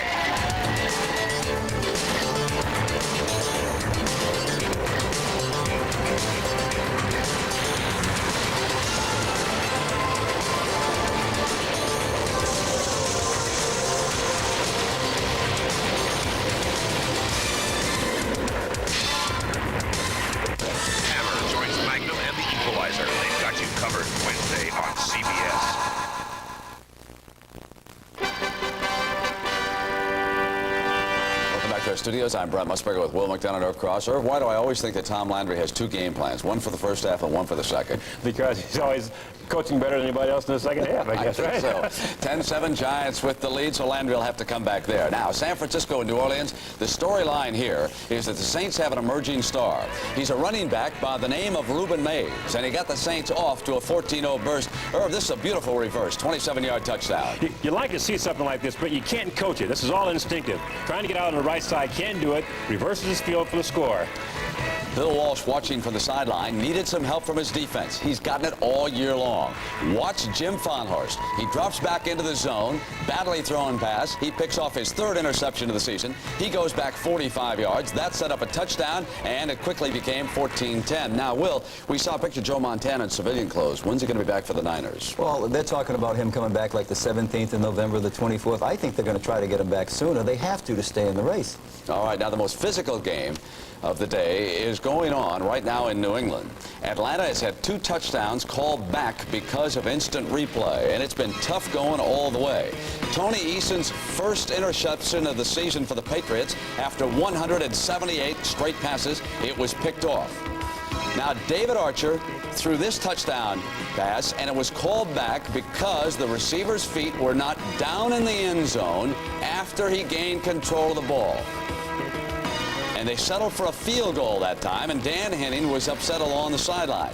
And then for the Patriots, Andre Tippett, their great linebacker, was knocked out indefinitely, a sprained left knee. He gets leg whipped. Well, we talked about violence in the pregame show. What about that play? But I think if you watch that play, his knee went before he got leg whipped. You see the one step before he gets down, his right knee pops up in the air, and you know he's in trouble. All right, now we get late word that Tony Eason has just flipped a touchdown pass to Collins in that game. And so the extra point was blocked. This is moments ago, and the Falcons lead the Patriots 10-9. They are late in the second quarter of that one. Buffalo and Tampa Bay, I'll tell you, the Bills really look hapless in this one. They attempted a reverse on a kickoff, fumbled the ball, and the Bucs recovered the end zone for a touchdown. Miami, Houston, Dan Marino a little sluggish at the start. He's come on to throw 3 touchdown passes, and now he has 20 touchdowns for the season for the Dolphins. He's a one-man gang, isn't he? Green Bay and Pittsburgh, and in this game it is 13-3. The Steelers with the lead over the Packers. They are at the half of that one. Cincinnati and Detroit, the Bengals tie with the Browns for first in the AFC Central. 10-7, the Bengals with the lead on the line. Speaking of the Browns, the quarterback who to me looks better and better with each passing Sunday is Bernie Kosar, and he has the Browns ahead in this one, 14-3 over the Colts. Philadelphia and St. Louis, and Buddy Ryan's defense. They are throwing a shutout at the Cardinals. Of course, it is only halftime here in St. Louis. Irv? Here's a guy who's probably the happiest guy on the field right now, Reggie White. You'll see him pop up number 92. They move him from defensive tackle to end this weekend, and there he goes for a sack. And there's the unhappiest man in St. Louis. You got that right. Of course, Charles Crawford from the Eagles goes over the top for his first touchdown in the NFL season. Of course, you know, Lomax is under great pressure in St. Louis. What's the name of his book? Lomax's book? Yeah, How to Play Quarterback. No, it's Third and Long. I think we should rename it. Third and Very, Very Long. NFL Today continues on CBS after these messages from your local stations.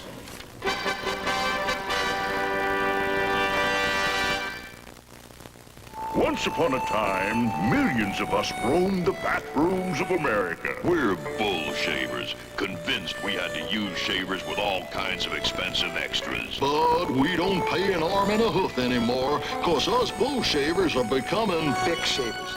Bic gives us an extraordinary shave at an extraordinary price, without bells or whistles. To pay more makes you, well, bullheaded. Try the Bic for normal or sensitive skin, and you too will have a beef with bull shaving. Next Saturday, North Carolina takes on a Clemson team with players who believe in razzle-dazzle and fans who believe in razzmatazz, or see Stanford meet UCLA.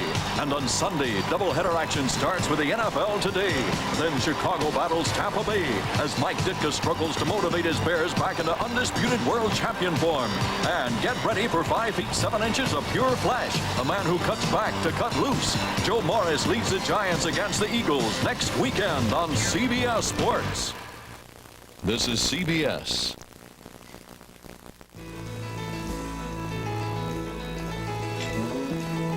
Starting the day with the New York Times won't guarantee it'll be a better day, but it can help make a difference. Big sport. The Times can give you the options that soften the edges and make life a little more interesting and a little more enjoyable. Read it and weep. 7 zip. With ideas and information meaningful to you, the Times can sharpen your mind and stimulate your senses. No pizza before dinner, Michael.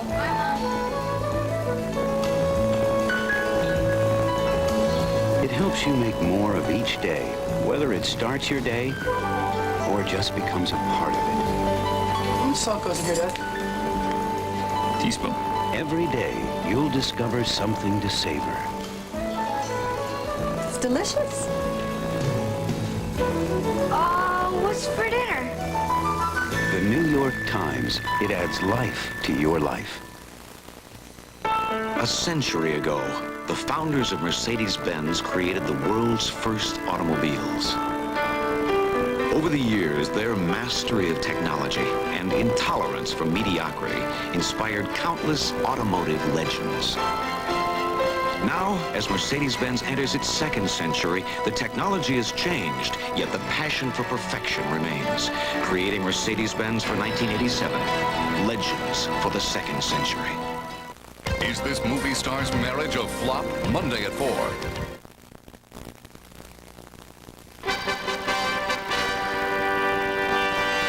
At halftime to reflect on the Los Angeles Rams. Again, they are on their way to another winning season, and once again, they are doing it the hard way without a star quarterback. Now, that's a recurring problem, one that has plagued the Rams recently. But as Gary Paul Gates now tells us, it didn't start out that way. When the Rams moved from Cleveland to L.A. in 1946, they were the defending NFL champions, and their team leader was a champion quarterback. Bob Waterfield came to L.A. a proven winner and quickly adapted to the local lifestyle. He and Jane Russell became a Hollywood fun couple, and he was followed by other winners, Norm Van Brocklin in the 50s and Roman Gabriel in the 60s. But ever since the end of the Roman era, it's been the dark ages for Ram quarterbacks. Visitors of this historic shrine, this vast coliseum where the Ram gladiators used to perform, can almost hear the echoes of broken dreams at that glamour position. They've had this, this goofy history of quarterbacks all the way down the line. The star names they lured from other teams were past their prime. For Burt Jones, Dan Pastorini, and Joe Namath, the Rams were the last stop on their way to a life after football. Then there was Pat Hayden, talented but judged to be too short for the job. And even in the land of illusion, you can't play the game in elevator cleats. Next came Vince Ferragamo, who led the Rams to the Super Bowl and was brazen enough to expect more money for that. The team said no, and Vince chose exile in Canada. That set up a balance of trade move, as the Rams imported Dieter Brock, who, despite his years on the cold winds of Canada, couldn't cope with a routine winter day in Chicago. And just last week, with the situation again in chaos, the Rams turned to a clutch performer from another position. Have you become the answer to the Rams quarterback problem? I don't think so. A lot of people have been asking me that now. My mother said, maybe you should just play quarterback. If they won't listen to Eric's mother, then maybe the Rams should take their cue from their Hollywood neighbors, who created the star system. In movies about football, the quarterbacks always seem to win. My recommendation would be if the Rams signed with the William Morris Agency. This way, one of the William Morris executives could be on the coaching staff and help cast the quarterback for that particular Sunday. Mary, what would you think of a studio or a director who would make a movie without a star or leading man? Gosh, it is hard to imagine. I mean, first of all, I have to think what would have happened to Scarlett if there'd been no rep to say, well, frankly, I don't give a damn. But don't get the wrong impression. Ram owner Georgia Frontiere does give a damn, and she expects her leading men to at least look the part. Georgia likes her quarterbacks tall and handsome. Most teams just like them tall. Tall and handsome aptly describes a bright new hope for the future. When the Rams announced they had acquired Jim Everett, the move won the instant approval of one member of the Hollywood community. I think this is a good choice, aside from the fact that I love his name, and it sounds like a leader, has all those things, has star value, etc. I think that they hang on to this fella and stick with him. I think it's going to be pretty exciting. Maybe the quarterback problem will be solved a little bit. We were told that when some local fans heard the news, they assumed the new Ram quarterback wasn't Jim, but Chad, the Everett they knew from primetime television. Is this kind of mistaken identity possible? Oh, definitely, definitely. I mean, after all, this is Hollywood. Reporting from Tinseltown, I'm Gary Paul Gates. Hey, Will, can you imagine anybody in Chicago asking a press agent about the Bear quarterback? When is Everett going to play for the Rams? Well, it's Hollywood, you know. In show business, everything is timing, and it's not his time yet. He's not ready to play. All right, let's send you back to the stadium now in a game you're enjoying on CBS. That's the halftime score. The Giants over the Cowboys 10-7. Going in, the Cowboys said they felt they had to throw it. The Giants felt that they had to run it. They've pretty much done that. And that's what's happened. And I think that these teams are so evenly matched that this is really going to go down to the fourth quarter. And I think the first half we've had 5 turnovers. I think that's really going to be the story of the game. I think the team that has the least or the fewest or comes up with a big turnover is going to be the team that wins this game. The big story, I suppose you'd have to say, although it's a sad story, is what happened to Danny White. Well, that's the thing, and we look here, we'll see it. Carl Banks is going to be coming from the outside on a blitz. He comes from the left side, his left side, Danny White's right side. He wasn't blocked.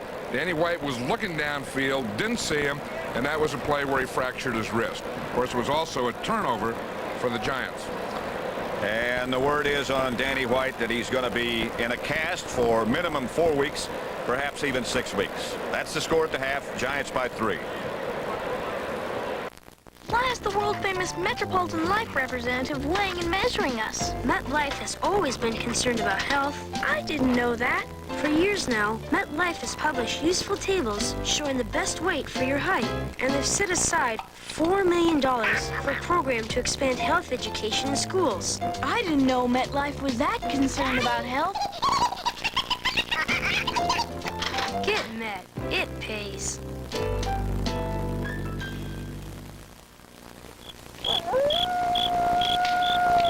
You might get caught out in the middle of nowhere with a dead battery, but I won't. This is a Delco maintenance-free battery, and when this green eye is showing, it means I've got all the starting power I need, up to 770 cranking amps. If you think your battery's fading fast, I'd start thinking Delco. Now through January 3rd, get a $5 rebate on most Delco batteries. See a participating AC Delco retailer for details. Never wait for trouble. Mike, sorry to bother you at home. So why am I always the lucky one? Hey, that's what you get for being so good. Yeah, right. Listen, we got problems with the West Coast deal. Big problems? Big problems. We really need you here. I've checked the schedule, and American has flights in the morning at 7, 8, and 9. Fine. Have everything ready and plenty of hot coffee.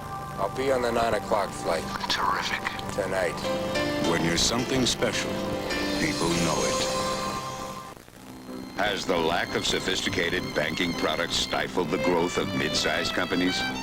The Bank of New York believes it has. Mid-sized companies get no interest rate risk protection, no easy access to unsecured credit, no help with mergers and acquisitions. In fact, they can't get a lot of the banking services big companies get. So we decided to provide those services at the Bank of New York, where no one keeps a good company down.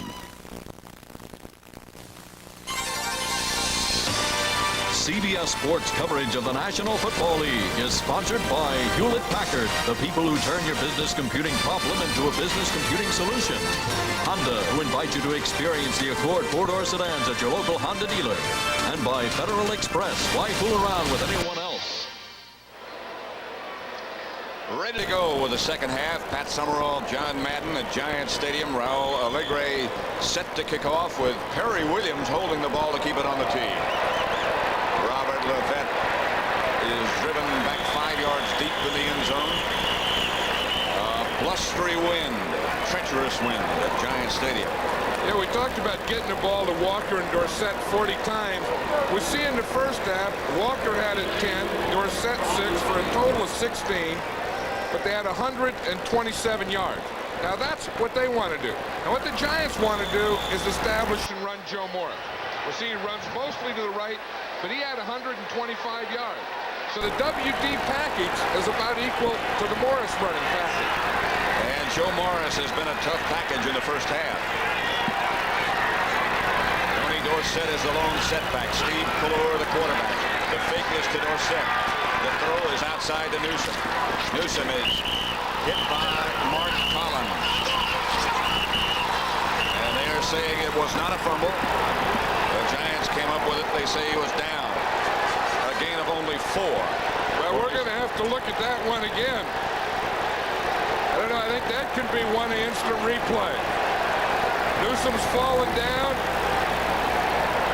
Takes the hit underneath. The ball's down before he went down. I would say that's a fumble. Mark Collins made a nice nice tackle on that. A very good tackle. And you could see the ball coming out before he went down. Even running it back. In fact, they're going to look at it. They see it now. 2nd and 6. We see he has his feet on the ground. He has the ball. He's hit. Now you can see right there, you're going to see the ball coming out before he goes down. Watch, the ball is already out now. See it going down Collins' leg. In fact, if we can circle it, the ball is right here before he's down. See it? That's the ball. See, as we can see it coming up. Another angle. Yep, you see the ball is out there, right here. See, the ball is out before he goes down. That has to be a fumble. They're still discussing it, the officials and the replay officials up here in the press box. And now let's see, the Dallas offensive unit and the Giant defensive unit still on the field. Well, they can't say that that's inconclusive. There was a whistle on the play, killing the play. Dallas's ball, 2nd down. Well, that's the other problem with this, is there's no sound in it. I mean, I don't know if there's a whistle, why they blew the whistle. You can see the official saying it's down, it's down, it's down, and the pain for Collins. It's Dallas ball. It's going to be 2nd and 6, unless they review again. I think they're through reviewing, but I don't understand that. I mean, they can always say it's inconclusive, or they'll say the whistle blew. How do they know up here? How does the replay know?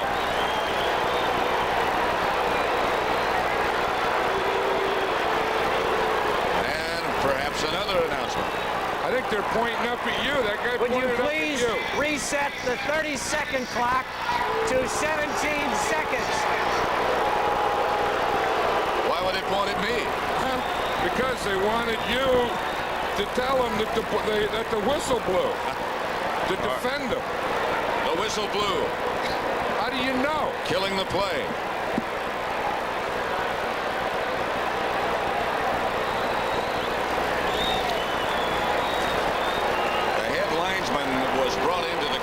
And he said, yes, indeed, I did blow the whistle.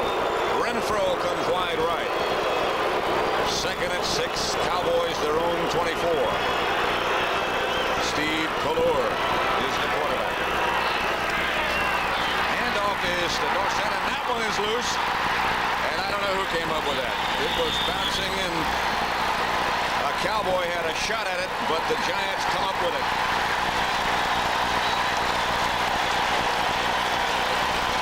Believe they do that. You know, in tennis, remember how they used to do it? If they got a bad call, then they just knock the next one out. Someone's going to say that it just made it right the next play. Believe that. That's going to be the Giants. The Giants end up with a ball anyway. Dorsett, just as he started, planted off his left foot, just as he started his burst, he started to move and just the ball out. Flew out of there. Banks has still got the ball. We don't need to review that. I said, I got the ball. Banks said, I've had a big day today.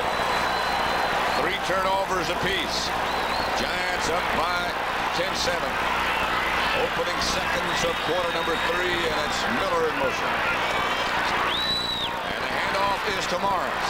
And Morris comes out of the pack somehow and winds up with about 5 yards. 4. John Dutton was the leading Cowboy tackler. 19 carries, 129 yards for Morris. You know, the thing about Morris is that amazes me is you know he's going to run the ball, and he's probably going to run it to their right on the same play, and they still can't stop him. 2nd and 6. He is very deceptively strong. I think that's the only way to say it. That's Carthen over the left side as Morris gets the rest. Randy White was the first Dallas tackler there. Carthen got 2. Well, you have to give it to Carthon every once in a while just to keep him in the ball game. He's always a blocker. He's like another guard.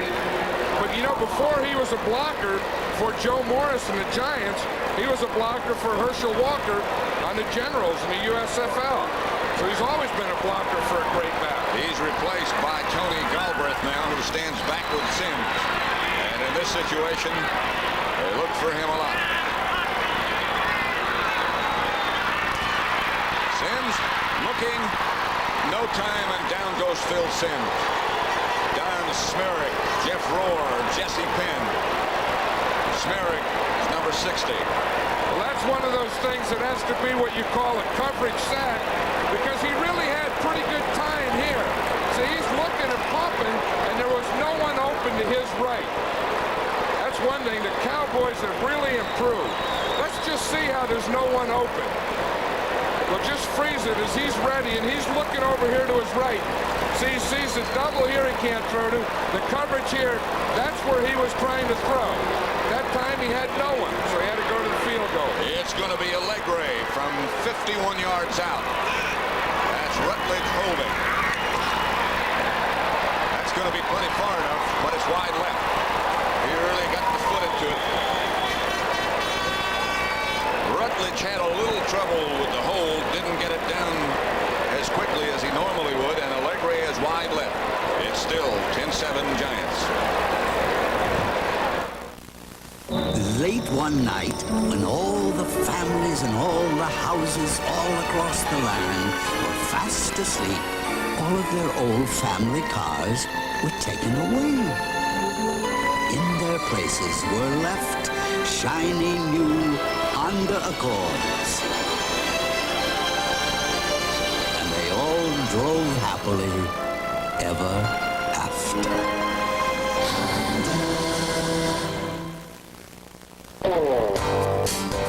Here at Hewlett-Packard, we think long and hard about your business computing system and how it can help your people share more information and make better decisions. So before we talk hardware, we answer a lot of hard questions. At Hewlett-Packard, we never stop asking, what if? They need a network package between sales and shipping. What if we took a new approach to the problem? The way I see it. Rollo, where's the package? I have no idea. And the Air Express company has no idea either. Hold it! If you'd used Federal Express, you wouldn't be having this problem. Come with me. Federal tracks your package with scanners from where it's picked up to where it's delivered. Giving you its exact status within 30 minutes or your money back. Next time, send it Federal Express. Why fool around with anyone else? I had no idea Federal did that. Absolutely no idea. Back to that fumble on the first play of the second half, the first offensive play for the Cowboys. Listen. But the official, of course, said he blew the whistle.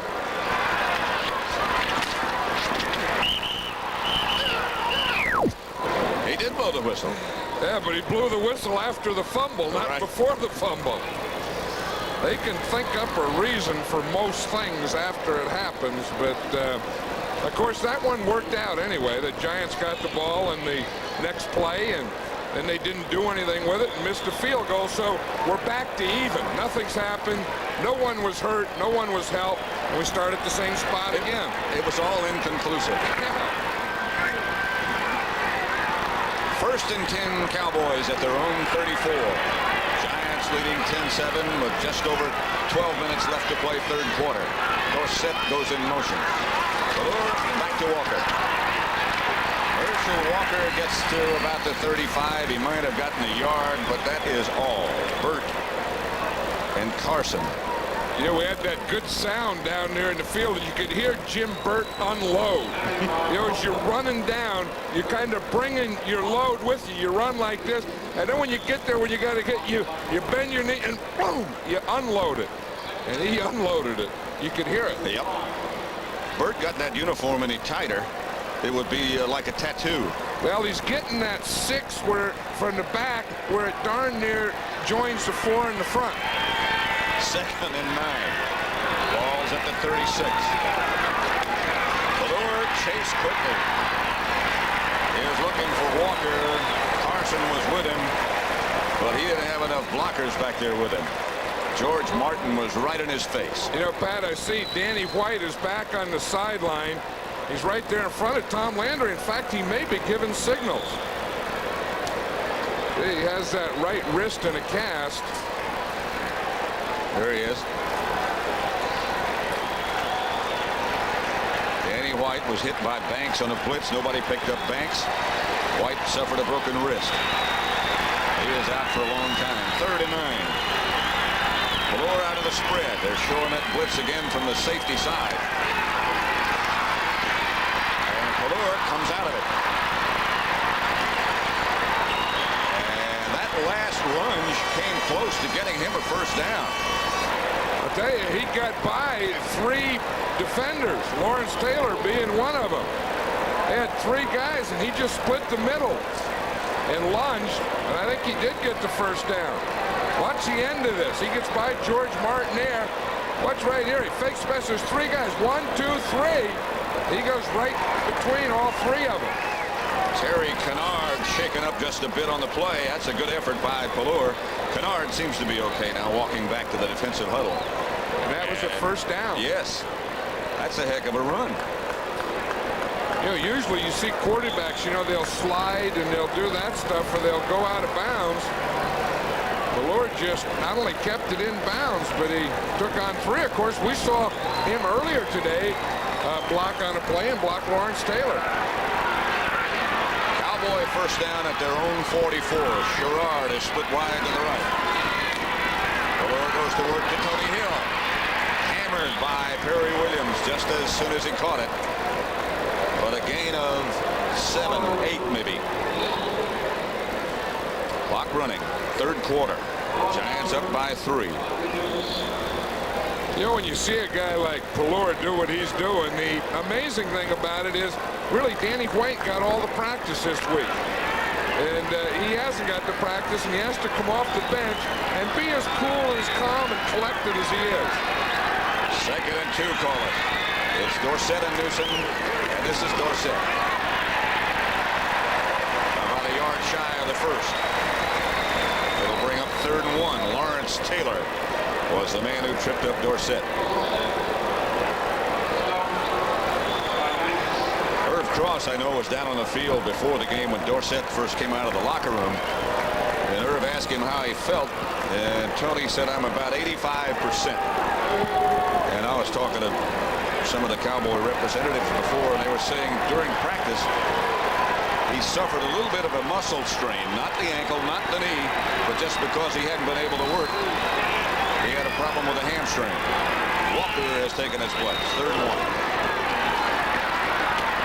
That's Walker. Flags all over the place. And Walker is finally taken out of bounds, but there's going to be a penalty down. Walker got 7. It's against the Cowboys. It's holding. Hey, and Mark Collins for the Giants came up from that cornerback position, took on Walker. Walker kept going, but Collins gave him a pretty good lick. Just didn't wrap his arms. Mark Collins, as you pointed out earlier, John, just a rookie, but he has talent. He's going to be a player. Holding. Offense. Number 85. Repeat the down. 3rd down. Thornton Chandler is number 85. It's right there on the bottom left of the picture. You see it right there. That's a takedown. That's pretty good.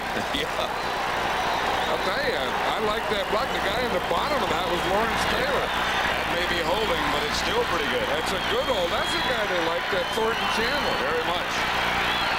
Tony Hill split wide to the left. Valor going that direction. And has Tony Hill. I'll tell you, that is an outstanding throw. 32 yards. You know, it's one of those things. There's Perry Williams, number 23. It's that double zone. You see, he's hitting. Now he has help deep. See, he got the safety coming over deep, and he hits it over Williams, and right there in front of number 27, Herb Welch. That is a good throw. I mean, that's a perfect throw where if that ball's not complete, it's out of bounds. That ball will never be intercepted. That brings up first down Cowboys at the Giant 25. 8:40 left to play 3rd quarter. Rafferty out first. It's Dorsett and Newsom, and now it's Dorsett deep.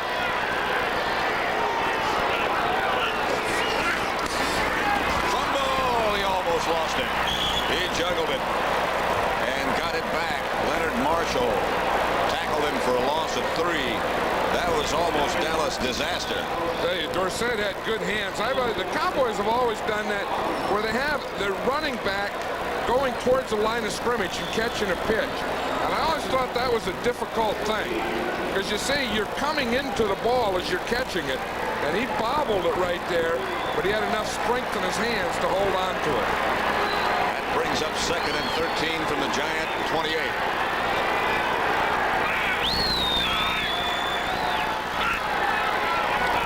Chandler in motion. Ballure gets it outside to Newsom, and Newsom is hit and did well to get back to the line of scrimmage. Harry Carson was shadowing him. It's a loss of 2, as a matter of fact. You know, that's the same thing. Perry Williams coming on the blitz. You see him right there, 23. He leaves the receiver out there, then he comes on the blitz. No one blocked him, but at least Ballure could get that pass off. It's been a very effective maneuver for the Giants all day long when they bring those cornerbacks or their safety men up on the outside. 3rd and 15. This is Tony Hill, slid wide to the right down at the bottom.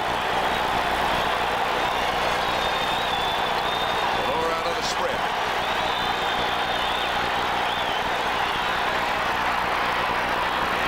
Walker pulled up, and Ballure thought he was going to keep going. Lasker was the nearest Giant defender. That'll bring up a 4th down. Do you try with Septien again? I would think so. I don't know. You know, it's hard from up here to tell what that wind is doing down there. And we've seen it do some funny things and cause knuckleballs and all that. So I think it's based on that. Of course, there's the answer right there. They aren't going for it. They aren't going for the field goal. I mean, they're going for the 1st down.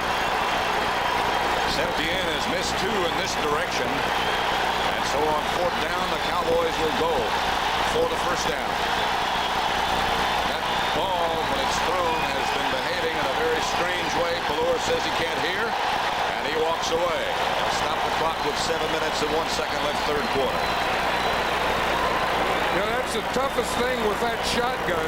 You usually go to the shotgun on a big play situation, 3rd and long, and the home crowd is always against the offense. In fact, now the Cowboys have time to think about it. They're going for a punt, I think. I think they're putting in their punting team. They are. Saxon, number 4, just came out. It's 4th and 15. Well, Tom Landry probably thought that we can't kick a field goal into this thing. I don't want my quarterback, if we can't get a good snap and a good cadence, I don't want to run a play. So let's punt it, try and get him inside the 10, and play strong defense and get a turnover. 4th and 15. The ball is at the Giant 30. If they try to go with Septien, it would be, 47 yards away, and that would be pretty difficult. See, if they kick it in the end zone, they only pick up 10 yards. The Giants keep their regular defense in. See, the Giants keep their regular defense, plus Phil McConkey. Because what they're doing is they're going to play 4th down defense. They're not going to be, you know, they're not going to be the situation where they can have a fake here. Except for McConkey and a couple of other guys, this is the regular Giant defensive unit. I see Jeff Hostetler, number 15 out there. Hey, you wonder what he's doing, the backup quarterback, the 3rd string Giant quarterback. I don't know. Are they going to throw it if they ever get it?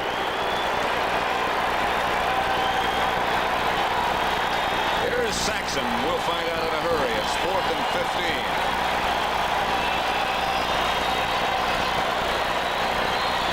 Saxon standing back at about the Giant 45. They've made up their mind what they want to do. The officials still discussing things. Clock still stays where it was. 7:01 left, 3rd quarter. It's the Giants 10, the Cowboys 7. At Summerall, John Madden, we're at the Meadowlands Giant Stadium. Jeff Rohr is number 50.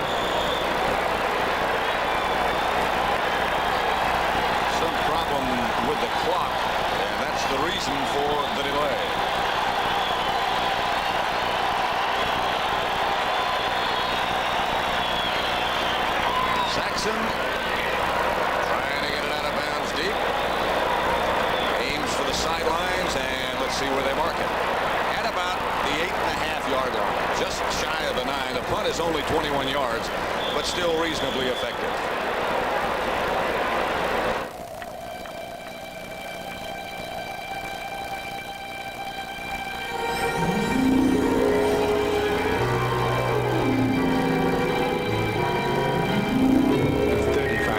Automatic one-touch from Nikon. Automatic film load. Automatic focusing. Automatic flash. The Nikon one-touch. It puts great photography at everybody's fingertips.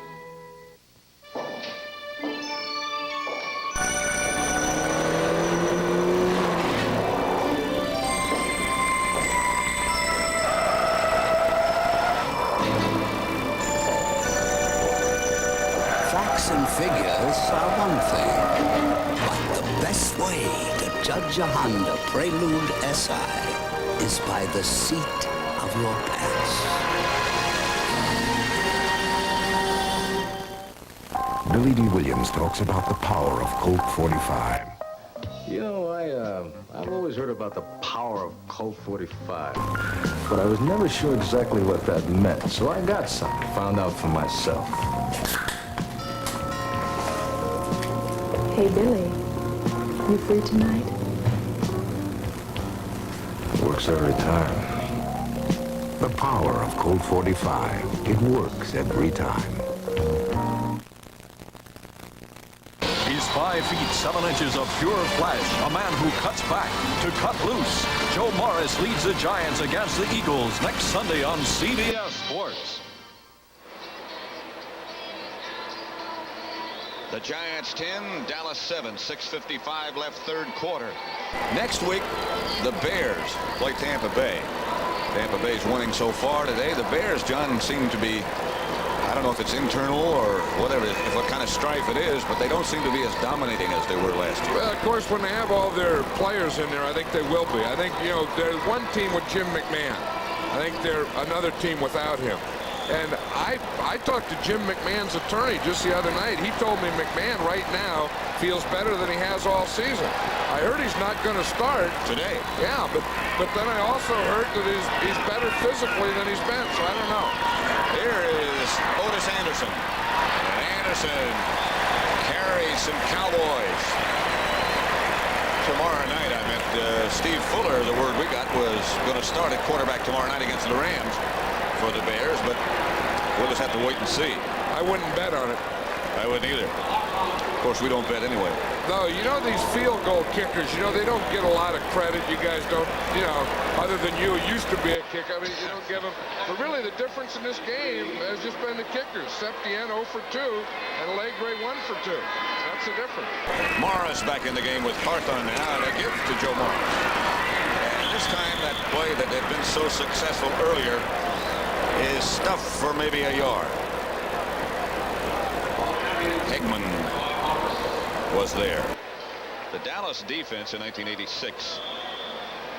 The opponents have been held to under 200 passing yards the last 5 games. Giants got 260 in the first. They have changed their defensive philosophy a little bit too. They don't blitz as much as they used to. 3rd and 2. Look to Morris or look to Sims to throw. Look to Morris. He's close.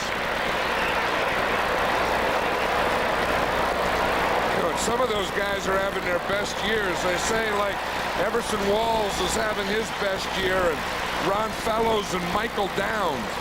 I think that's the reason for it. One thing about, you know, these two safeties, Bill Bates and Downs, they're really involved in the run defense. Watch Bates come flying in there to finish it off. In fact, he finished his own guy off, Gene Lockhart. Carthon again got a good lead block for Morris, and that's what cleared the way for the first down. Giants at their own 20. They lead by 3. Sims goes back to throw. Brooks is the man there. Big Kevin coming off a bad knee.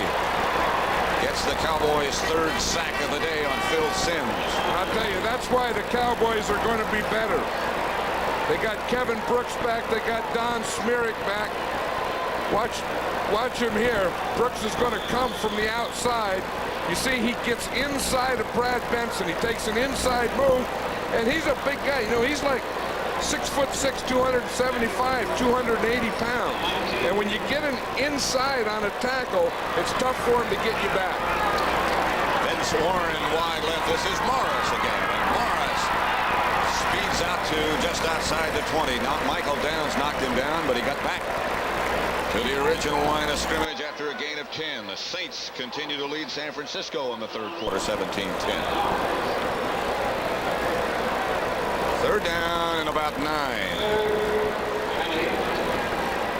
Maybe 8. Dutton is out. And Smirik is in. John Madden was just talking about him a minute ago. Tony Galbraith back in the Giant backfield with Phil Simms. Simms has the time that he needs, and he almost had Phil McConkey, but he couldn't hold on. Manny Hendricks on the defense.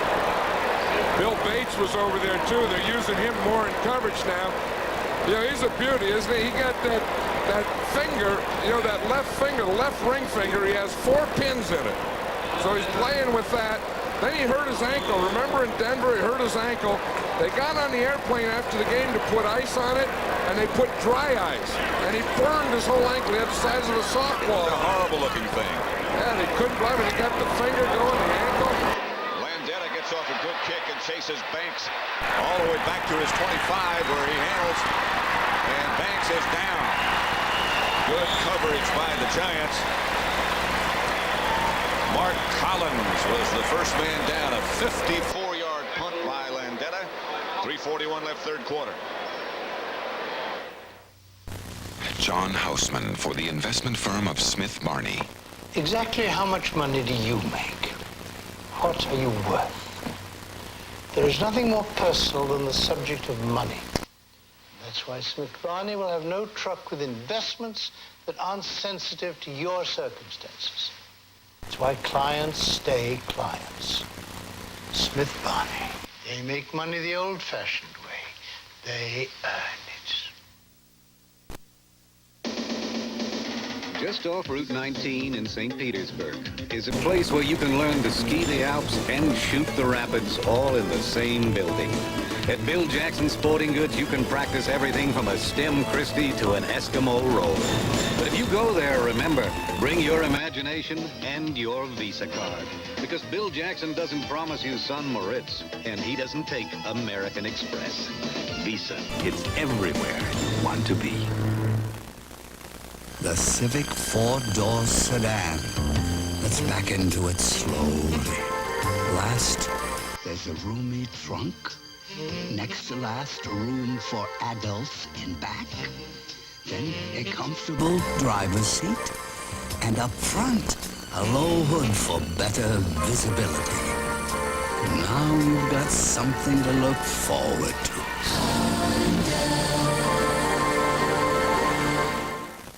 North Carolina takes on a Clemson team with players who believe in razzle-dazzle and fans who believe in razzmatazz. Or see Stanford beat UCLA next Saturday on CBS Sports.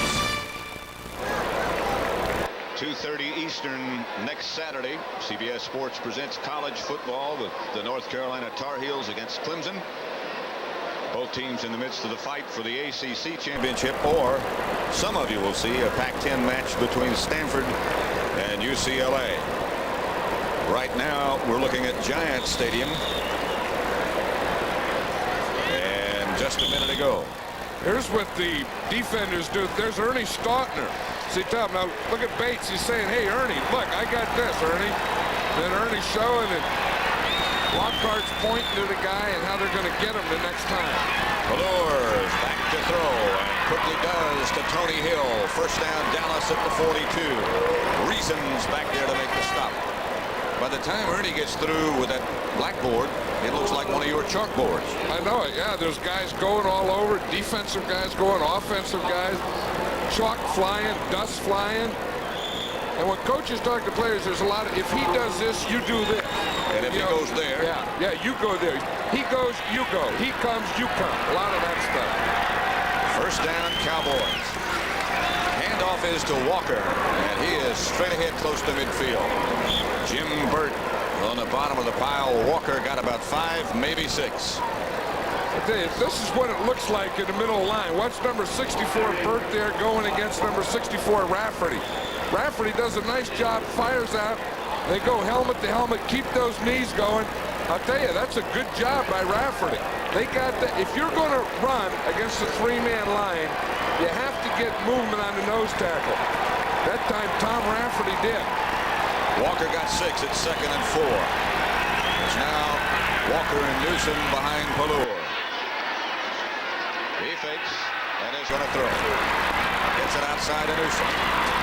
Newsom is hit just about at the point where the first down marker would be. It's going to be close to a first. Reasons and Carson's put a little leather, a few hats on him. You know, Steve Pallure has quietly been having himself quite a game here. He's 16 for 22, 207 yards he's thrown for. That's coming out there cold, too, and not expecting to be there. You know, everyone has confidence in Steve Pallure. I think one of the things is he has so much confidence in himself. 3rd and short. The Giants put in Big Eric Dorsey, take out Martin. And they have Baldinger at tight end on the left side. It's Cosby in motion. Hand off to Walker, and he has the Dallas first down. Banks on the bottom of the pile, but Walker got just enough. You know, the other day we were watching the tapes with Otis Anderson, and we were talking about how big Walker looks. And he says, well, it's the pads he wears. And he says he wears big pads, and he has special pads coming down his back. Now, in the front, they're about normal, but in the back, they run just about all the way down to his kidneys. So his shoulder pads go from the neck in the back all the way down darn near to the waist. You know, he hasn't been hurt that much in his history, but he has had a bad shoulder over the years. And now Pallure has to take a timeout. He didn't like what he saw. And so with 46 seconds left to play in the 3rd quarter, the Giants leading 10-7. The Cowboys use a timeout. If we could get our orders out. When you talk with Hewlett-Packard about your networking problems, we listen. Now, my people in the sales office over here can't communicate with the factory. I've already talked to 40. Because while we have all the hardware and software, we can't give you a networking solution if we do all the talking. So before we ask, what if, we find out what's wrong. We need to be cost effective. I have a suggestion. What if I took a look at your manufacturing floor? I could find out. One popular approach to car design. It's an approach Honda has never taken.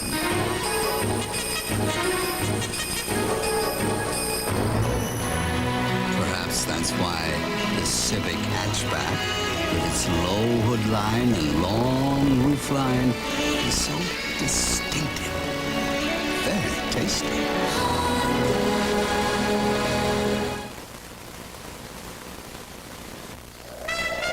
Glacier Bay, Alaska, and Old Milwaukee both mean something great to these guys. Glacier Bay means the one and only Alaskan king crab. Sweet, fresh, and big.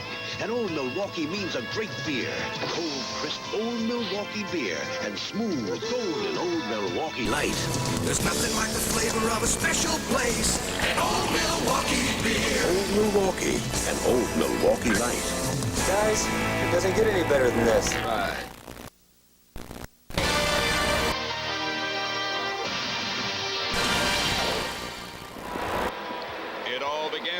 Sunday on our doubleheader day with the NFL today. The Bears, Tampa, Rams, New Orleans, and the Saints suddenly becoming a little difficult to get by. Washington against Green Bay, and Minnesota and Detroit.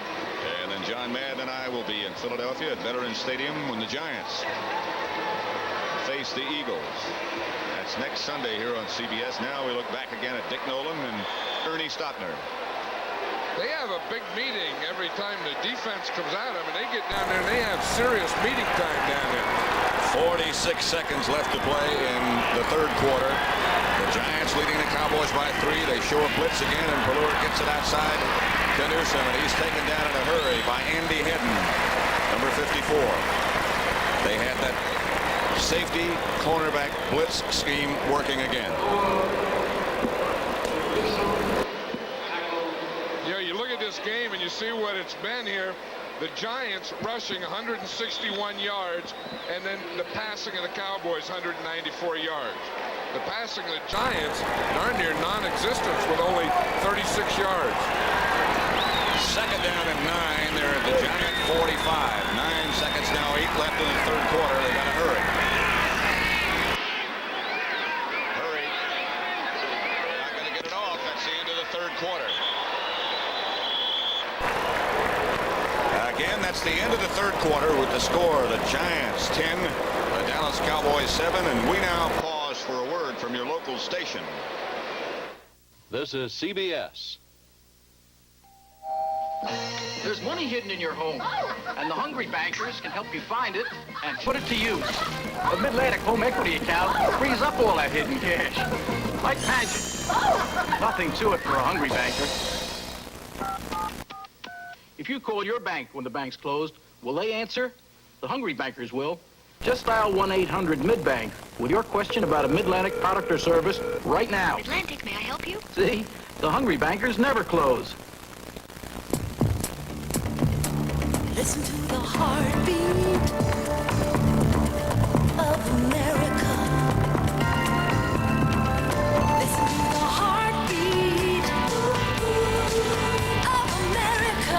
When you know what you want, put yourself in today's Chevy Cavalier and listen to your heartbeat. The heartbeat of America. That's the day Chevrolet. In Chicago, a windy city, the word around town is German. Thanks. In Boston, where all parties are not tea parties, the word around town is German. Bex. And in San Francisco, the city where people leave their hearts, the word around town is German. Bex. Bex, the #1 imported German beer. Did her husband lead a secret life? Monday at 4:30.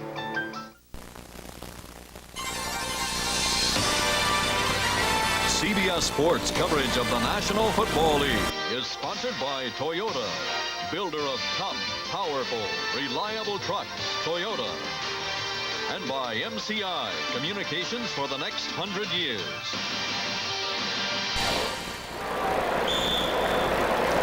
Pat Summerall, John Madden at Giant Stadium. The Cowboys 2nd and 9 at the Giant 45. Giants leading by a field goal. Steve Pallur, the quarterback.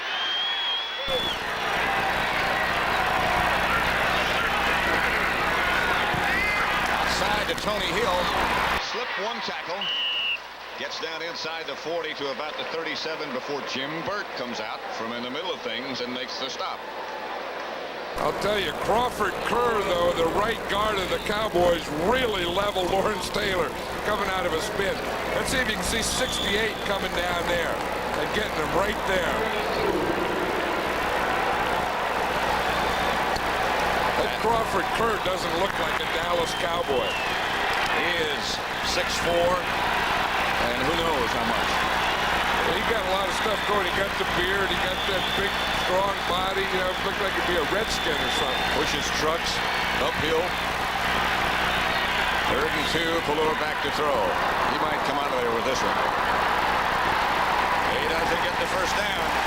They knock him out of bounds. Lawrence Taylor and Harry Carson in pursuit. Now let's see what the Cowboys do. They have the wind at their back. Still, it would be a long way out for Septienne. Well, I'm sure they're going to do some kind of kick. I think they're going to go for the field goal, Pat. Septienne went out. It was a fake. Septienne faked and then came back. Here comes Saxon. I think Septienne wanted to try that with the wind. It would have been 56 yards. Well, maybe he just wanted to fake it. Saxon is in nevertheless, and McConkey is back standing at the Giant 15, now retreating a little bit. Saxon is not one of those who'd be inclined to fake it. No. And McConkey was going up there talking to his group just to make sure what kind of return it is. You have three kinds of return: middle, right, or left. Took too much time. The 30-second clock expired, and they'll back him up 5. You know, they could have done that on purpose to give him a better angle to get the ball inside the 20. You know, that'll just mark it back 5 yards. You know, it'll be interesting. I wonder what would happen if the Giants just decline that penalty. Number 4, offense, 4th down. Can they? I don't think they can. I think it must be automatic. But that, you know, the Cowboys were trying to get back a little to give Saxon a little better angle to get the ball out of bounds. I would have declined it. They did have that choice. Straight up by Saxon. Bad kick. And did that ever backfire? Down by Jesse Penn. Saxon disgusted with himself. A 1-yard punt. 1 yard. The Saints still leading San Francisco.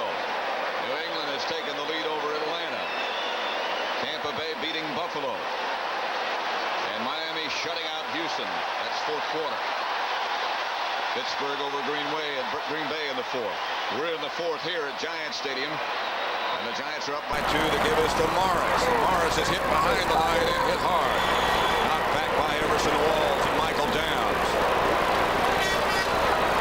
Just to continue the rundown of scores.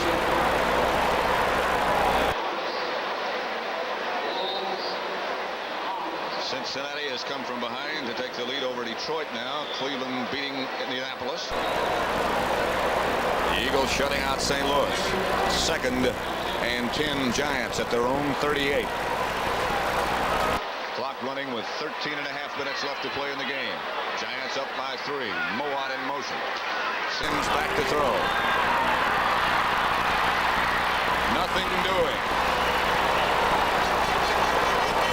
Intended for Morris.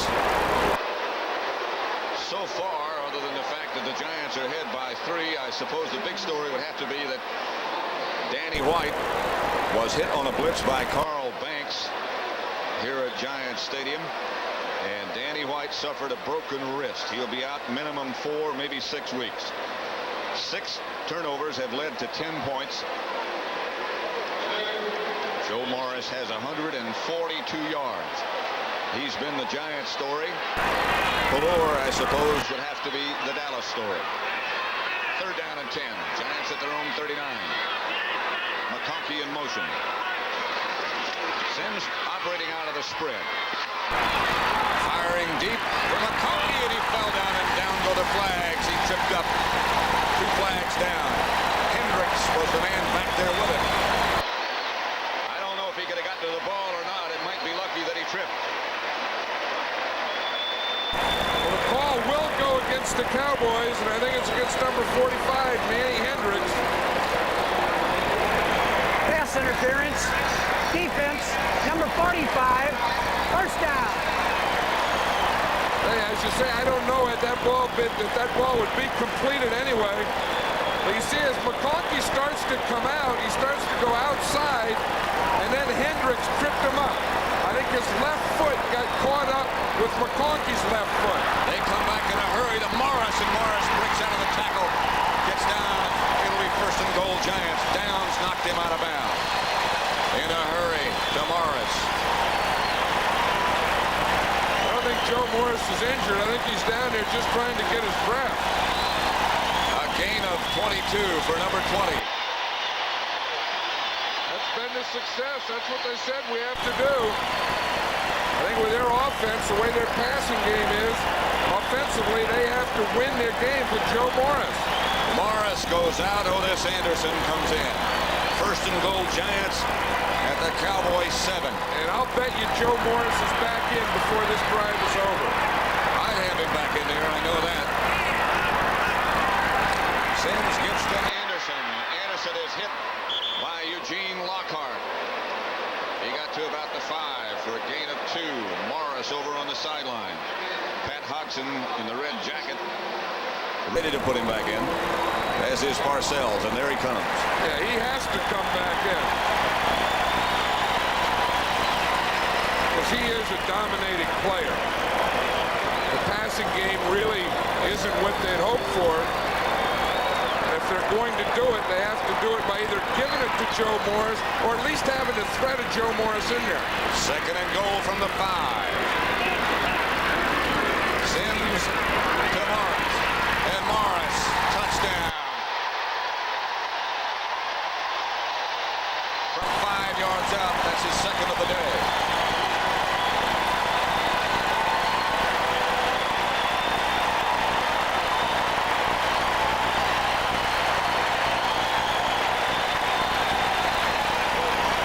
They don't do it like they do it in baseball, but this guy should come out and take a bow. Look at those moves that he makes going in there. You know, that's not just straight ahead running. Open hole. There's things set up, movement, cuts, all that in 5 yards.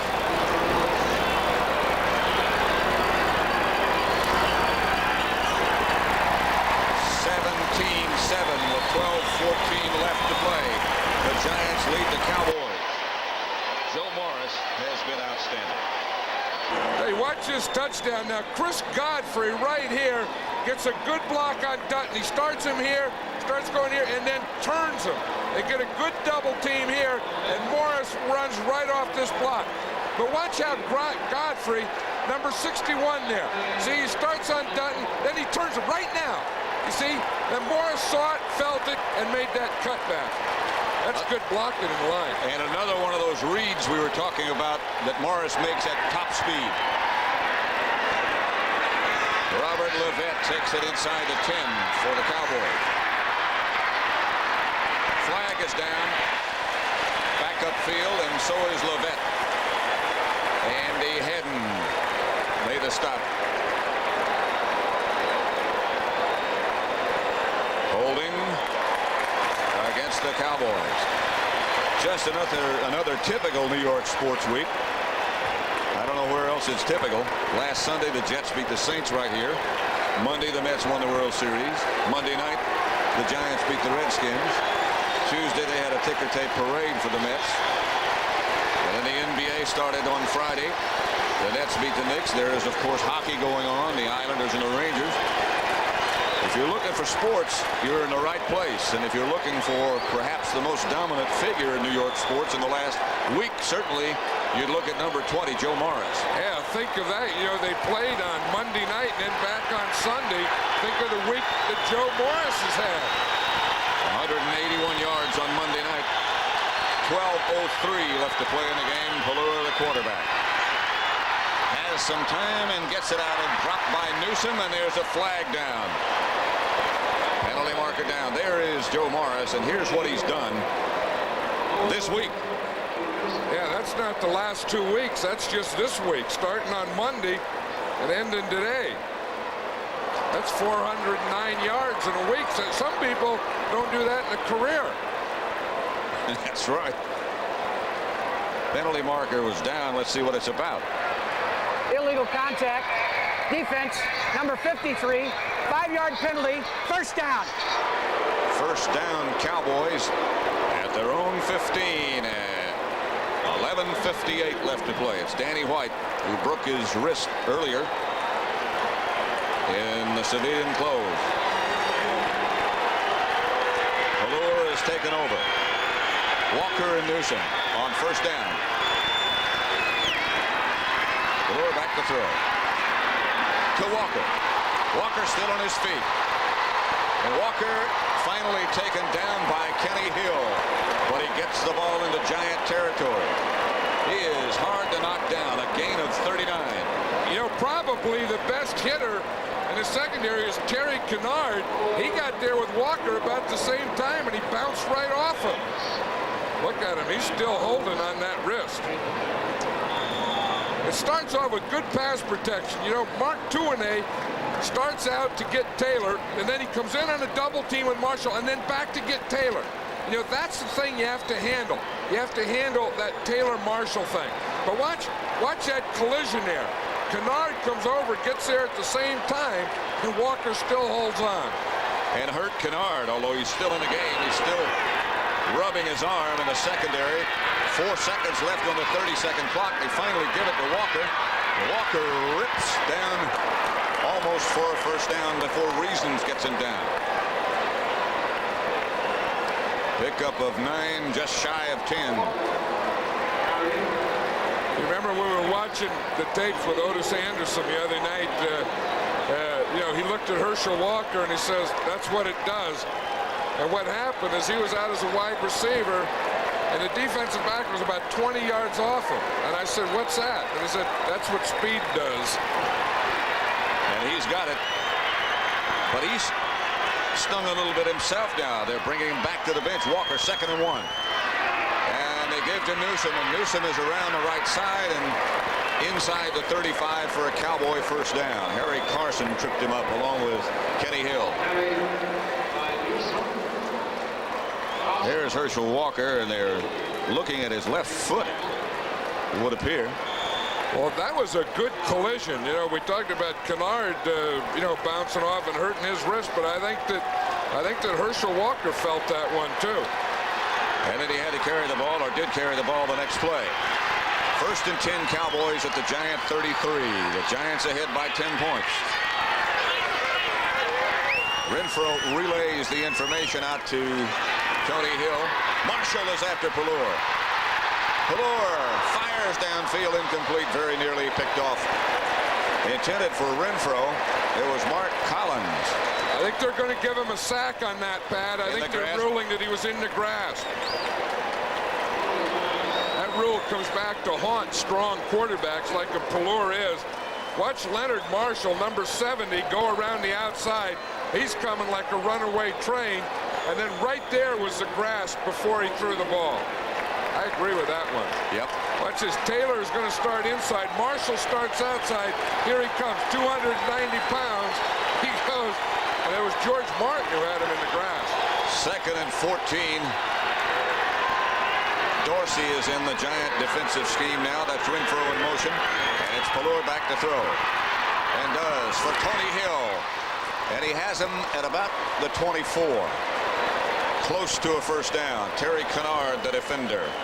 You know, if you can block a Lawrence Taylor, and he blitzed on that time, Mark Tuinei did block him, then you have time to do this against this secondary. I think that they were exposed a little Monday night against the Redskins. That if you can block them, if you can do this, watch 71 Tuinei turn out and block Lawrence Taylor. Without letting him get that big push on your quarterback, if you can do that, then you can throw against this team. 3rd and 1. Clock running with just less than 8.5 minutes left. Giants up 17-7. That's Walker, and he's got enough for the first down. The information we received was that he turned his ankle. They retaped it, and Walker came back. Yeah, I'll tell you, that was just a second effort, though, too, wasn't it? It looked like initially that they played good short yardage defense over there, and then Walker just kept moving and driving those legs. Because watch as he hits in there to the right side. It looks like right there that he stopped. You see how he made that spin, made that turn, and got the first down. He stays in the backfield. And Pallur is being chased. Tries to get the ball to Newsom, but they made the field very small for Pallur. For an NFL update, let's go to Brent Musburger in New York. Well, Pat and John, it appears as though the New England Patriots are going to keep the heat on the New York Jets here today. Watch Irving Fryer. He's going to return this punt for a touchdown against the Atlanta Falcons. And, Pat, this will throw the NFC West up in the air because New Orleans is holding on against San Francisco. They could be 4-5 if they win, and Atlanta will lose a game if the Patriots win it. Let's go back to Pat and John. So things are very interesting as we head into the second half of the season of 1986. 7.5 minutes, 7:35 left to play. 2nd and 10, Cowboys at the Giant 23. Handoff. That's Dorsett. And Dorsett is in the end zone. Touchdown, Dallas.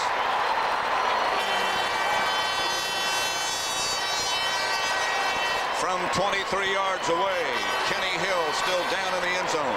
Cowboys are back in it.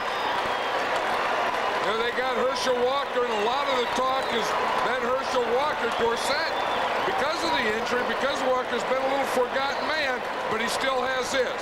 When he sees a hole and he can burst that thing, he has great eyes, great vision, and great acceleration.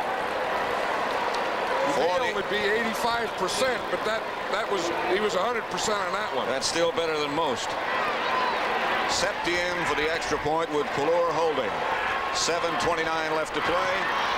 Septien's extra point is good at 17-14, and it's a three-point game one more time. Once again, they're working on the left ankle of Herschel Walker down on the sideline.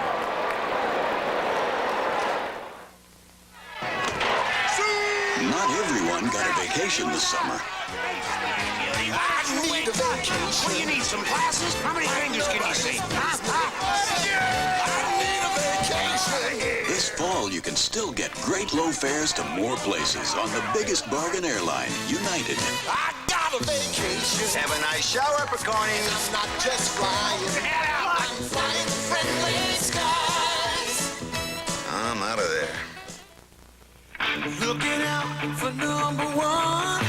The Toyota 1-ton. No truck in its class holds more. It can even outcarry any mid-sized truck. Looking out for number one. Who could ask for anything more? Push your old antifreeze another year, and you might end up pushing your luck. Weak neglected antifreeze can cause freeze-up and make a radiator look this bad, while the Prestone radiator looks this good. So don't push your luck, change it. Once a year with fresh Prestone.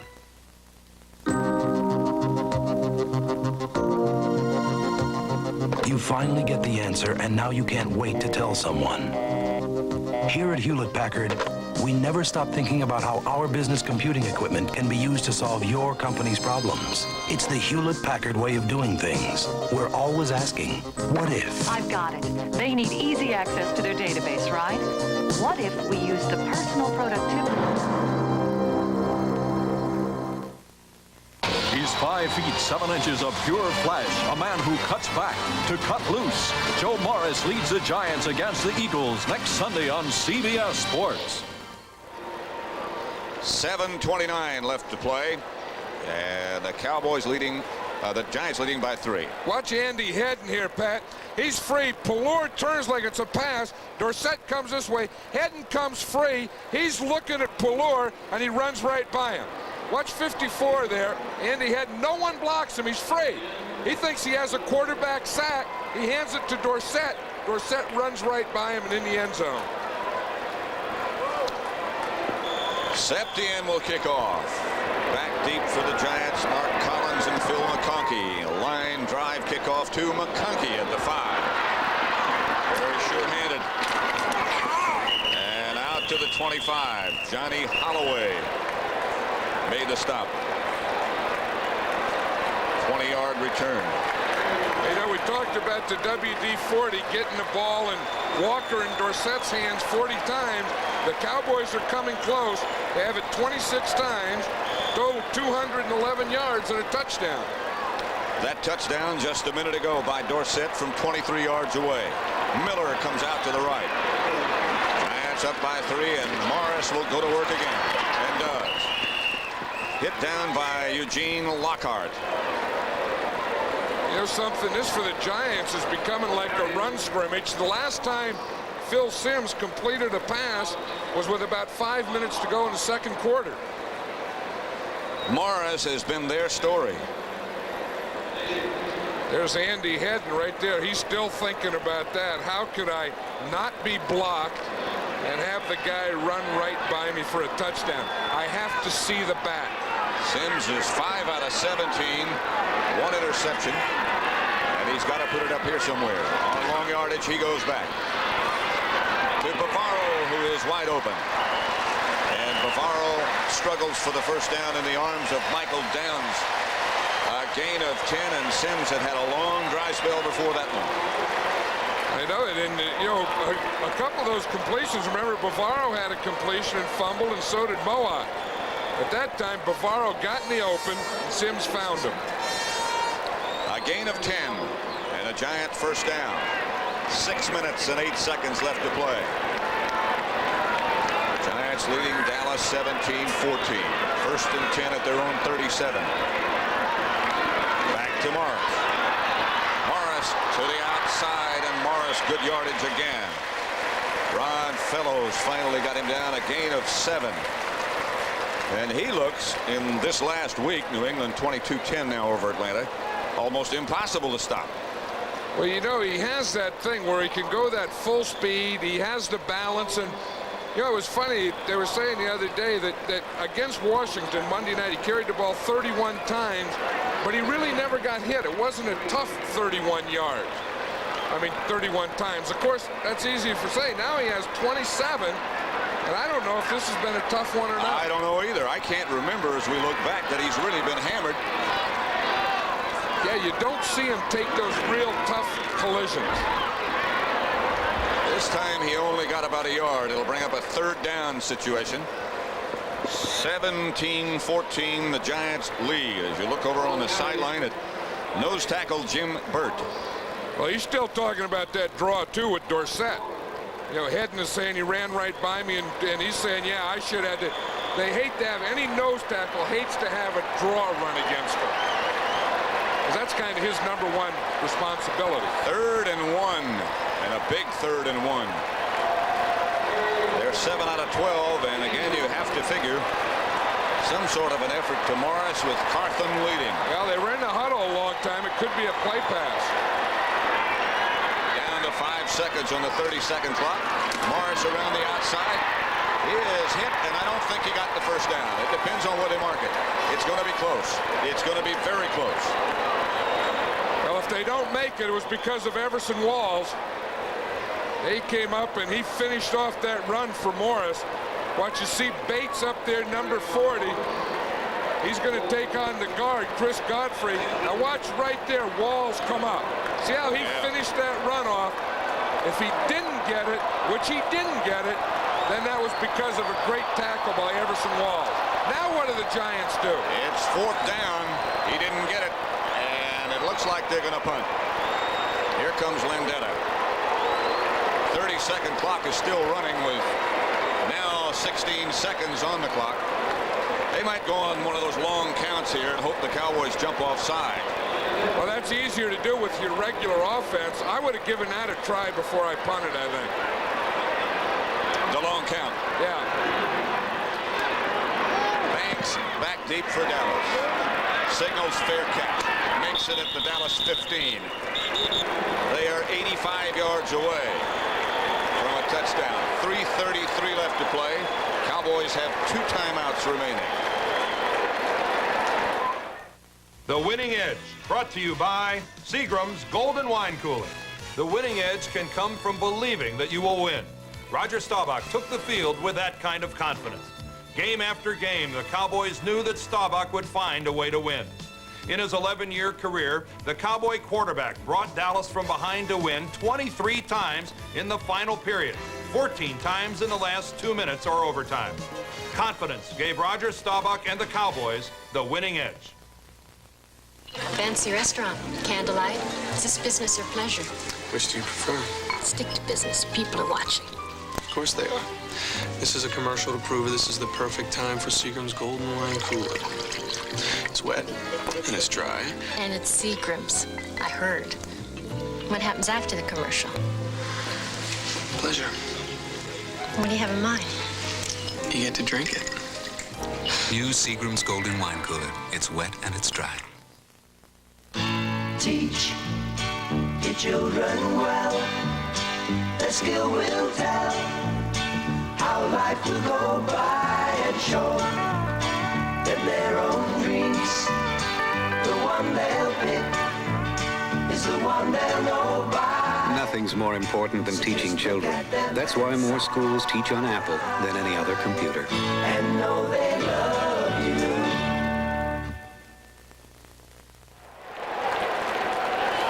.33 left to play. And it's 17-14. Next week, the Bears against Tampa Bay, and they shook some things up down there, didn't they? Well, they sure did. They got rid of some of those veteran players. I think they surprised everyone. That'll be the first game, and then we will be at Veterans Stadium in Philadelphia next week for the NFC Eastern Division matchup between the Giants and the Eagles, who've been playing forever, it seems like. Well, you know, you have all those rivalry games. I think that's what's great about this division. We have one here today, the Giants and the Cowboys. I mean, this is big rivalry football. Last week you had the Giants and the Redskins. That's real. Next week it's the Eagles. And, you know, they keep playing each other. I think that's what makes this division so good. And this has been good. Pelluer, the quarterback, and Herschel Walker and Timmy Newsome are behind him. They're at their own 15, and Pelluer's back to throw. And does. Outside to Walker. And he gets about 8 before Harry Carson brings him down. You know, it's going to be interesting here, Pat, what the Giants do on defense. You know, do they do what they did just before the half? Do they do what they did against the Redskins, or do they keep some pressure on Pelluer? I would think the answer to be would keep the pressure on Pelluer. Sherrard and Hill come wide to the left, and it looks like they're going to do just exactly what you suggested. Keep some pressure. Taylor waits. Pelluer has time, and he gets the ball out and complete enough for a first down. It's to Timmy Newsome. I don't know what Lawrence Taylor was doing on that play. I mean, you either go or you don't go, but don't stand there in no man's land. I have no idea. Watch 56 here. I have no idea what this is. You either get back and you cover, or you get after the guy throwing the ball. He's out there in no man's land. Herschel Walker again limped off the field, and Dorsett took his place.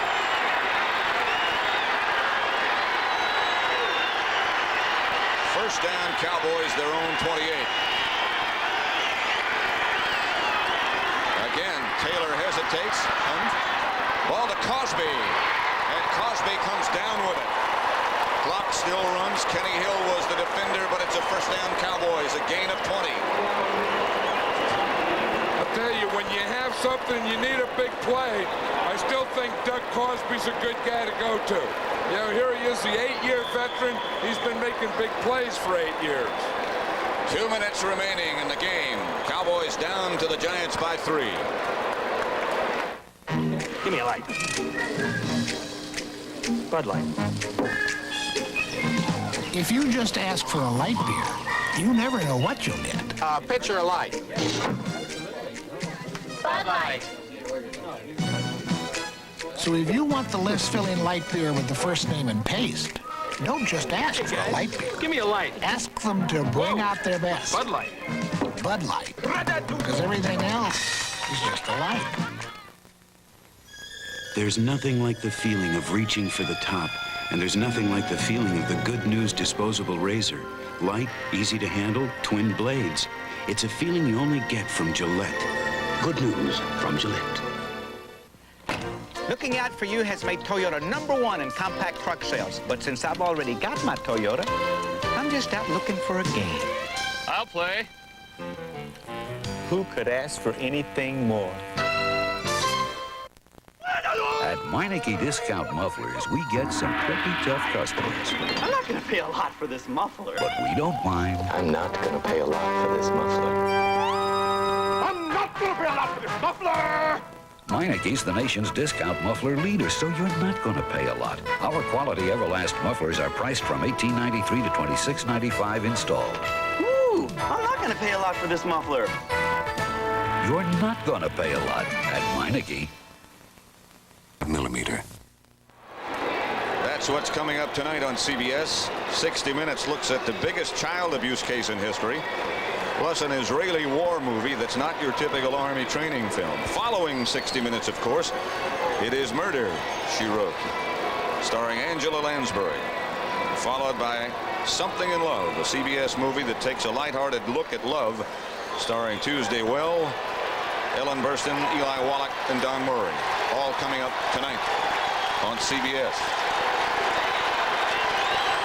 Coming up right now on CBS is 1st and 10 Dallas at their own 48. Walker is back in the game, and now he's split wide to the right. Renfro in the slot.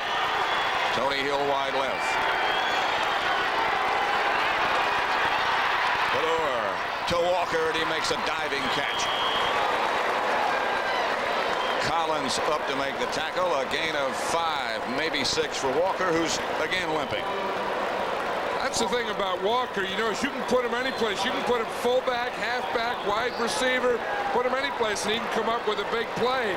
As you said, though, that left foot that he has taped there is really bothering him because he's making those moves with a limp. 2nd and 5. Valor looking for someplace to go. Chased by Marshall. Fires it incomplete in the direction of Tony Hill. And now the flag goes down. I don't know if they call that on Marshall or not. The Cowboys sideline is saying it's on Marshall for roughness. I don't know. Watch Leonard Marshall, though, take off. He wanted to get him. Now, he hit him inbounds. I don't think that should be. And you can hit the quarterback, you know, when he's running. He's a runner. It was inbounds. It could have been that they're going to say that he intentionally grounded it. It looked like he aimed it in the direction of Tony Hill. Tony Hill was in the area. Okay, we talked about Sherrard running 4-2. Intentional grounding. Yep. Loss of down in 10 yards on number 16.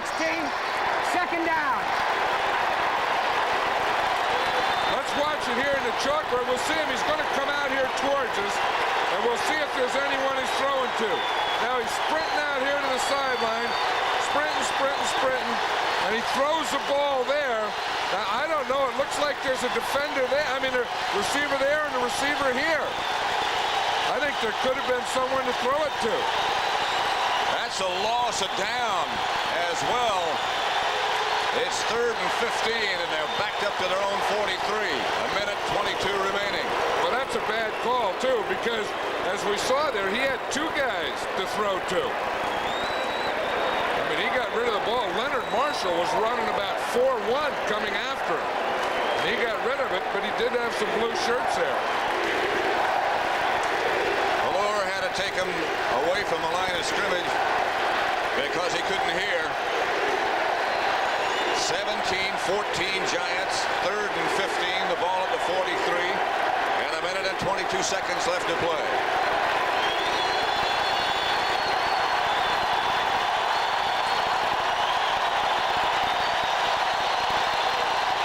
They cannot operate out of the shotgun because of the noise. Valor chased again by Marshall. He gets away from him. Downfield complete to Mike Sherrard, and that's enough for a 1st down Dallas. Mark Collins knocked him out of bounds. That also stops the clock with 1:15 remaining. I'll tell you, that's a big play for Steve Pallor. Darn near a big play for Leonard Marshall. Watch him. He almost gets a sack. Pallor runs away from him, makes that completion to Sherrard, both feet inbound. Heck of a throw. I'll tell you, that's coming back after that penalty. That's right and the wrong penalty. 1:15 still left on the clock. The Cowboys with 2 timeouts. The Giants have all of theirs. And this is what football's all about. I mean, Oh, this man. is, you know, when you get down there in the last 2 minutes and, you know, a field goal separates the team, one team going for it. The quarterback can't hear. The crowd's going crazy. That's what the NFL's all about. Sherrard takes advantage of this to come over quickly to the sideline and talk to Danny White. Rafael Septien could put this into overtime. The only guy that'll talk to him is the other kicker, the punter, Mike Saxon.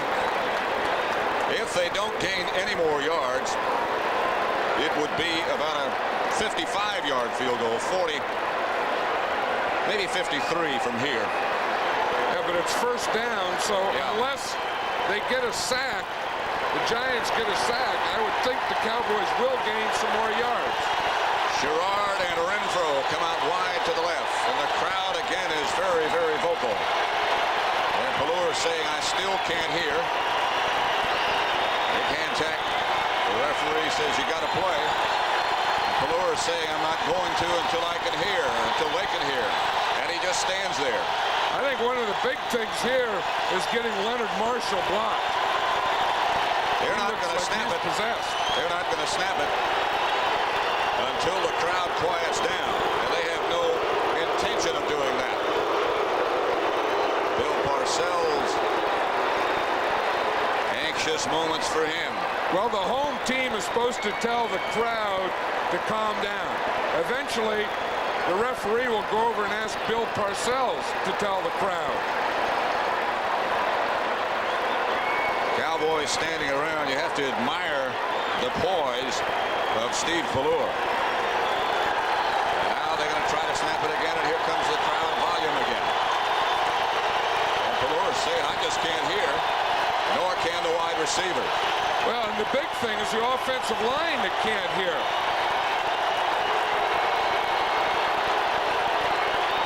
17-14, the Giants lead the Cowboys. A minute 15 left to play. And again, they walk away.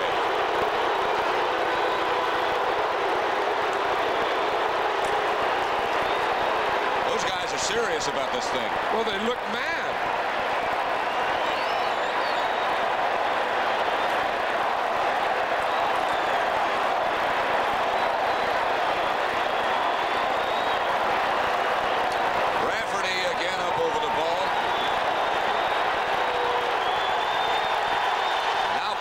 Up under the center. That's Wellington Mara, the owners of the Giants. Pallure now drops to throw, and here comes the blitz. They get it outside to Dorsett, and there's a penalty marker down. Dorsett inside the 20. Dorsett down inside the 10, but there's a flag back at the line of scrimmage. Mark Collins is going to be holding against Dallas. And I bet it's against Phil Pozderac, too. We talked about that earlier. There's one thing that he's had a problem with, and it comes back to haunt you.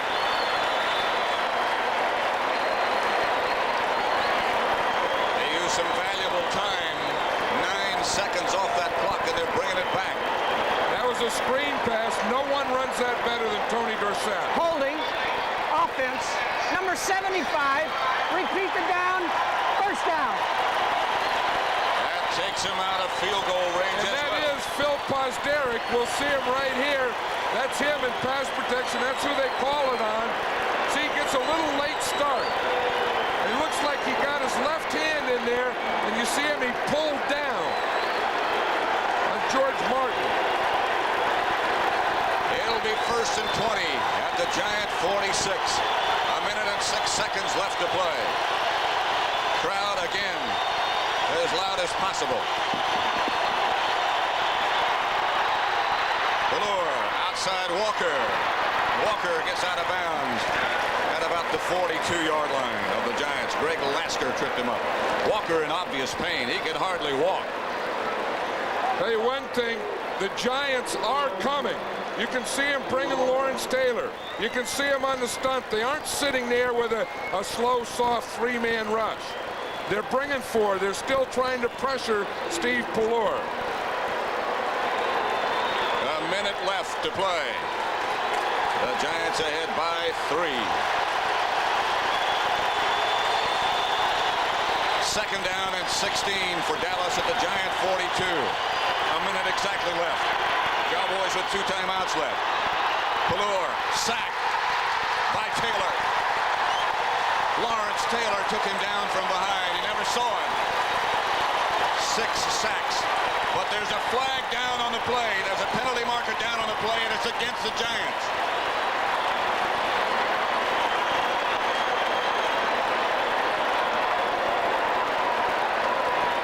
It's in that area of pass defensive holding.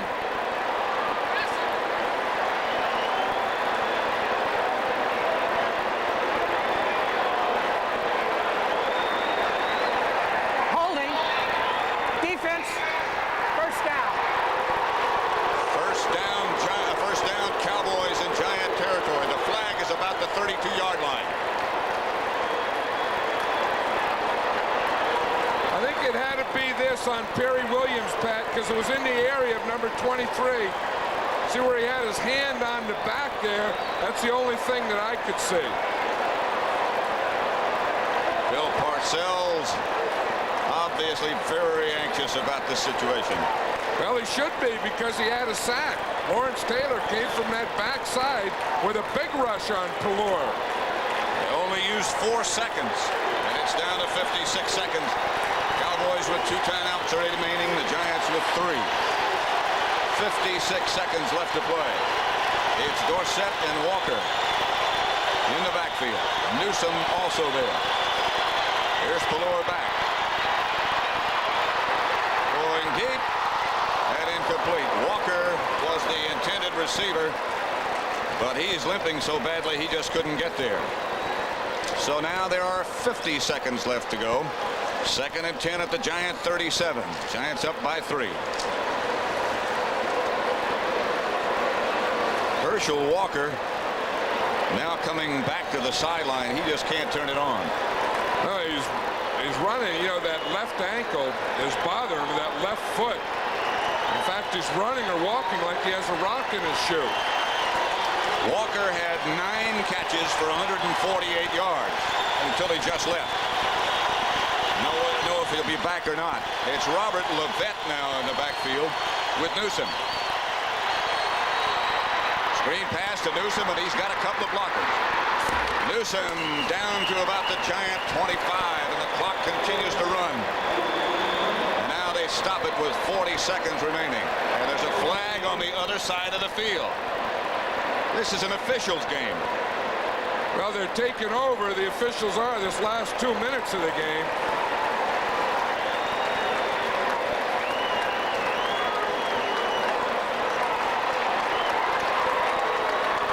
That one's against the Giants. And they're still discussing what option. That would be an automatic first down.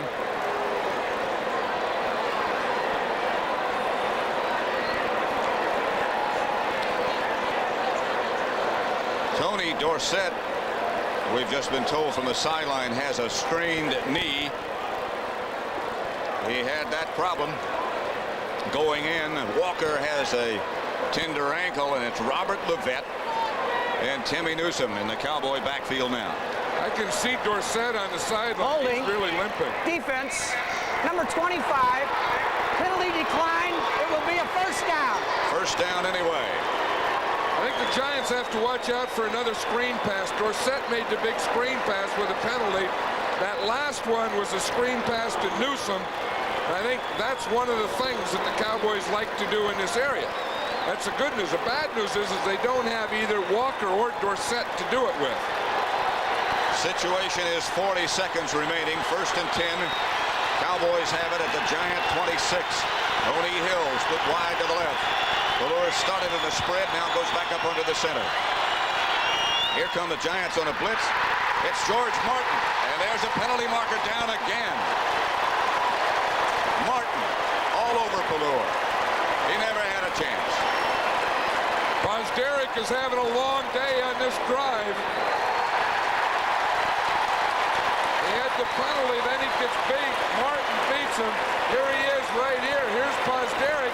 George Martin just comes right around him.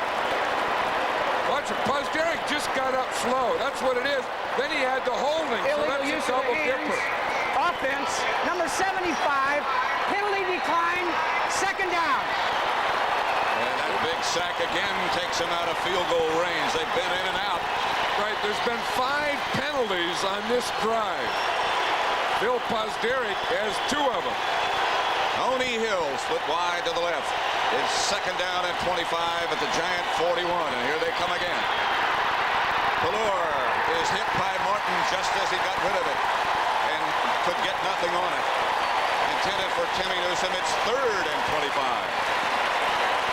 I'll tell you, that's where the problem is coming from right now. Watch George Martin again on Posderick, right around him, and Pelor can't step up to throw it. Watch him, he's getting a late start. Maybe he can't hear the snap count. Watch him right there. See, he's trying to step, and George Martin was right on his right arm. Like he's throwing out of a tunnel. 17-14, Giants lead with 33 seconds left to play. It's 3rd down and 25. Dallas at the Giant 41.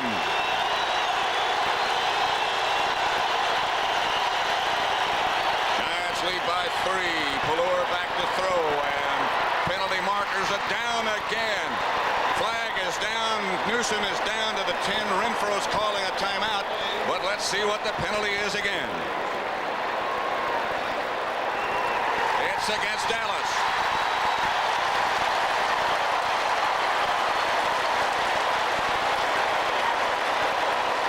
The 6th penalty on this drive. Unbelievable. I don't think I've ever seen anything like this. It's a record. Gotta be. It's a record. The last 2 minutes on one drive, 6 penalties, NFL record. Illegal motion. Offense. Number 75. Repeat the down. 3rd down. Well, you know, that's Phil Pozderac again, and we saw earlier where he was getting a late start. You know that he got a late start on 2 times.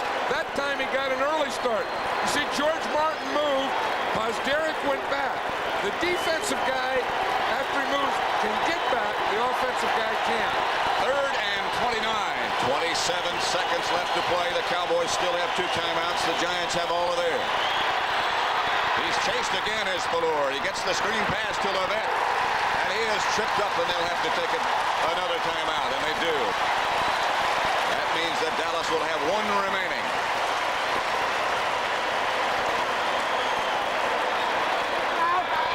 Dallas. That's the timeout situation. Raphael Septien over on the sideline. They're not close enough for him yet. 18 seconds remaining. Cowboys with 1 more timeout.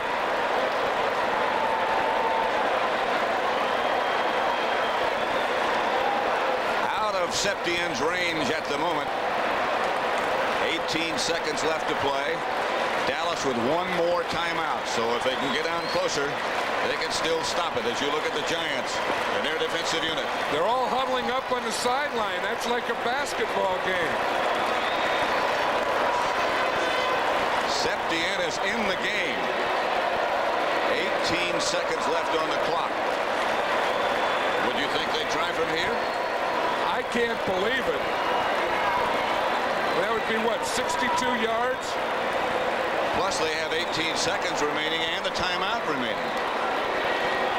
But it's 4th down. That has to be what it is. His career long is 53 yards. This would be 62. The NFL record, of course, is 63. And this would be, where they're spotting it, 63. One thing, there's a good chance there could be a penalty on this play.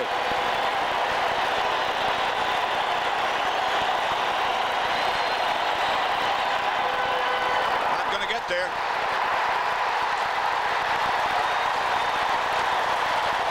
And the Giants are going to beat the Cowboys 17-14.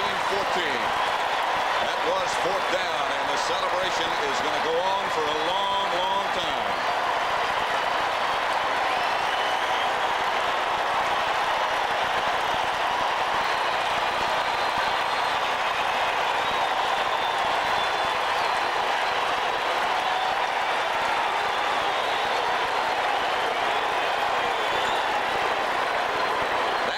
Series of plays, I think, is unmatched.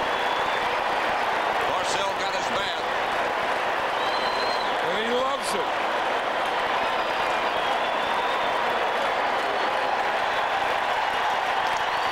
That will do it.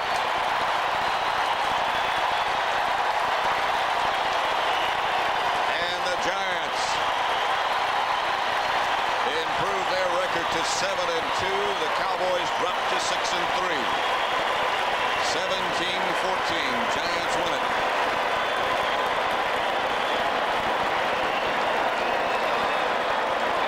The most emotional contest an afternoon.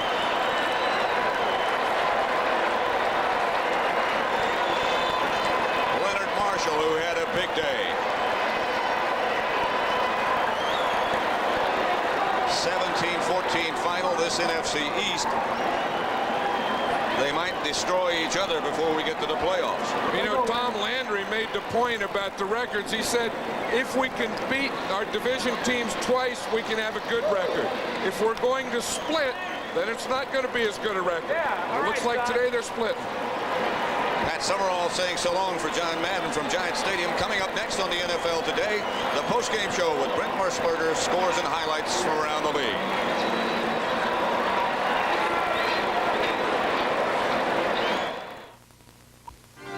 Nobody has lower fares than United to more cities across this land. North to south, east to west, only United has low fares to all 50 states. You're not just flying, you're flying the friendly skies. Watch closely. You're looking at America's 2 leading premium beers. Because Miller High Life comes in a clear bottle, you probably think it's the lighter of the 2. But life is full of surprises. You see, Miller High Life is brewed darker from this special and expensive roasted malt. Pour them for yourself. See the difference roasted malt can make. Then compare the taste, and you just might find out what a beer made the American way is all about. Miller High Life. Brighten your colors, sharpen your sound with high-tech components designed to astound. Fine-tune your life with Emerson. Amazing new features, the ultimate prize. Step into the future, we'll open your eyes. Fine-tune your life. Emerson feels so right. Emerson, fine-tune your life with Emerson. Welcome back to our studio. I'm Brett Musburger along with Irv Cross and Jimmy the Greek. What an exciting afternoon this has been around the National Football League. Let's quickly take you to the scoreboard and get you up to date. Only one of the early games is still in progress. The Saints beat the 49ers. 23-10 was the final score down in New Orleans. New England and Atlanta, 2 minutes to go. The Patriots lead. Special teams have been the difference in this game. The Falcons have made mistakes with their special teams. Tampa Bay holds on against Buffalo. Jim Kelly comes out firing in the second half. 3 touchdown passes, but the Bucs win at 34-28. Miami over Houston. Dan Marino had the hot hand, the longest touchdown pass of the season, and it came to Mark Duper. Marino had already thrown 8 yards to Clayton, 38 yards to Moore, 3 yards to Nathan, and then Duper busted free, 85 yards with the touchdown, and the Miami Dolphins win going away down in the Orange Bowl behind the passing arm of Danny Marino. The Pittsburgh Steelers come away with another win this afternoon, 27-3 over the Green Bay Packers. Cincinnati, they go to first because it's 24-17, and Cleveland comes right with them. In the AFC Central, the Browns win 24-9, 3 touchdown passes by Bernie Kosar. The St. Louis Cardinals come back. Cliff Stout replaces Neil Lomax, and Stout guides the Cardinals to a 13-10 victory. And, of course, in the wild one that just finished, you heard Pat Summerall describe the field goal that missed. 17-14, the Giants with the win. Now, how about the games that are underway? The big one in the L.A. Coliseum, the Raiders with an early field goal over the Broncos 3-0. Kansas City and San Diego down the coast, that's a safety. The Chargers lead it by 2 over the Chiefs. The Jets are out in Seattle, and they have kicked an early field goal 3-0 over the Seahawks. Minnesota and Washington, and the Redskins lead the Vikings 10-6. And the postgame show, sponsored by Miller Lite, continues in a moment.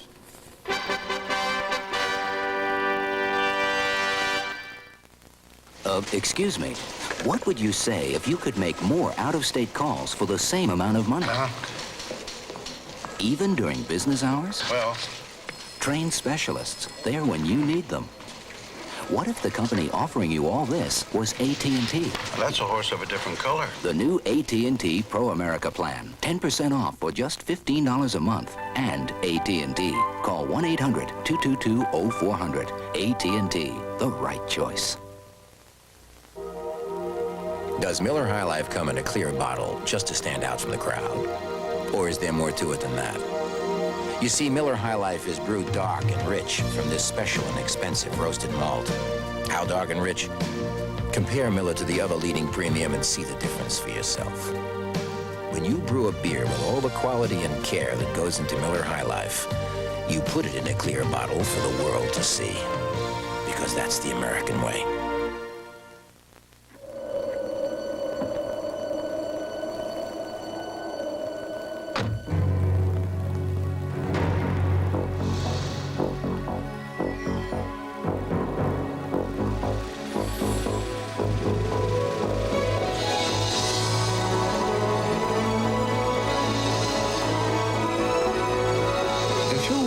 what it can do on a dry highway, you're ready for an Audi.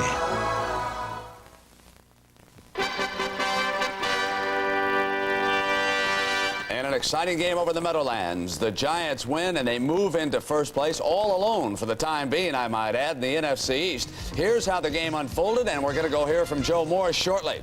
With the linebackers watching, they were back in action soon, and unfortunately for Danny White and the Cowboys, this may spell the end of the season for White, a fractured right wrist. That meant that Steve Palleur had to move in. He had not practiced or taken that many snaps during the week with the starting lineup, but immediately he got this touchdown pass to Mike Renfro, and the Cowboys were ahead of the Giants by a score of 7-3, and Bill Parcells extremely unhappy with that play. Then Irv Cross, the little big man, took over. Little big man blasting over from 8 yards out. Had the most productive rushing day against the Cowboys all year. And he wasn't finished. That was number one. Then let's go get the winner as he got through the middle of that line, and Joe Morris had a whale of an afternoon. Let's go back out to the Meadowlands, Irv, and Pat Summerall and John Madden, I know, are standing by over there. They called the game, and Pat, I'll tell you, it was a wonderful afternoon for the Giants, and what a day Joe Morris had. Very interesting afternoon, Brent. I don't think that in that last series when the Cowboys had the ball and were trying to drive the tie, I don't think I've ever seen a sequence like that where there was a penalty on every play. 6 straight plays, was that what it was? Yeah, and the Cowboys would get down there, and then they'd come back, then they'd have a penalty, then there'd be a penalty against the Giants, and it just went on and on. But I'll tell you, at the end there, that was great defense by the Giants. Oh, excellent. George Martin particularly. And as you go back and look, I hate to blow our own horn, but as you look at what we said in the beginning of the game, the Giants felt they had to run, the Cowboys felt they had to throw. They did both, and the game wound up just like you would expect. Well, you know, the amazing thing was Joe Morris. I mean, they had to be looking for him. Here on Monday night against the Redskins, he gains 181 yards. You say, great day. You can't do that twice in a row. Then he comes back today, and again today, he gains 181 yards and 2 touchdowns. This guy's amazing. Dominant. I don't care what who says. Let's go back now to Brent Musburger. All right, Pat and John, dominant indeed is the only word for Joe Morris. We'll check in on the Washington Redskins. They must win to stay even with the Giants as the NFL Today postgame show continues in a moment.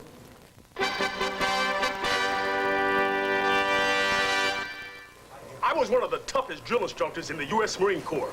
I marched my men through mud, snow, and rain.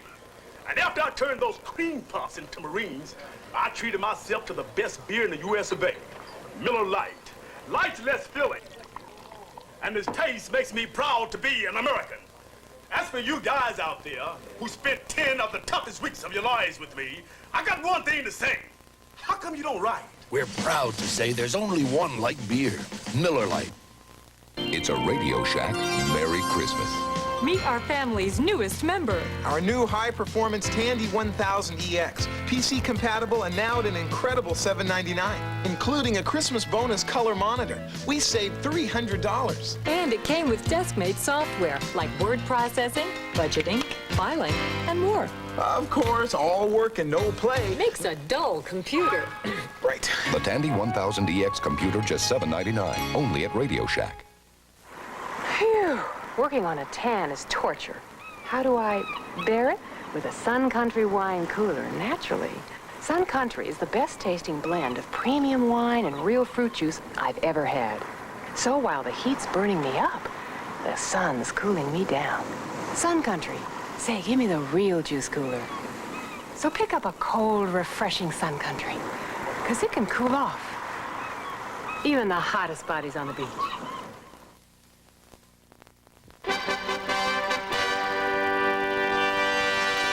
Well, the Washington-Minnesota game. The Redskins strike for 10 quick points, and then moments ago, the Vikings came back with a touchdown drive of their own.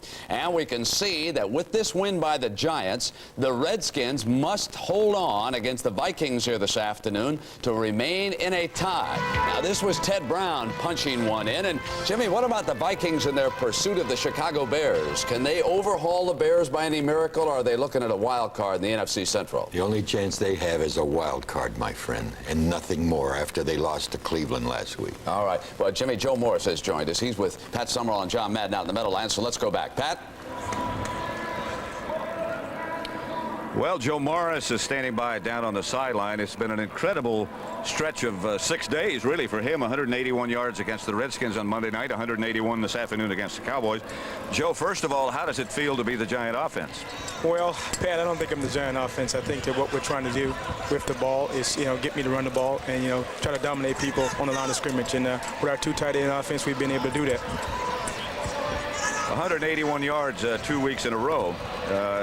How about stamina-wise? How about physically? How do you feel? Okay? Well, Coach Parcells says last week I didn't take any vicious blows to slow me down at all, but I don't agree with that. But I've been holding up pretty well, Pat. I think the biggest thing for me is mentally, I've in my mind said to myself, hey, I've got to make some big plays if we're going to win ball games. Hey, Joe, how about today? I know coaches always do that, say, that wasn't tough. The players had an easy day, but how was today physically? Well, John, it was a very physical day today. Dallas plays a very good defense. That flex defense, nobody plays it like they do, and nobody else is playing it. And today they made a couple plays, and they really wrecked me up a little bit. I think Randy almost took my head off on the one I fumbled. All right, Joe, congratulations to you, and thank you very much for stopping by. Thank you very much, Pat and John. Back to Brent Musburger. All right, Pat, thank you. Eric Dickerson, look out. Here comes the big little man. We'll continue with the post-game show, sponsored by Miller Lite, in a moment.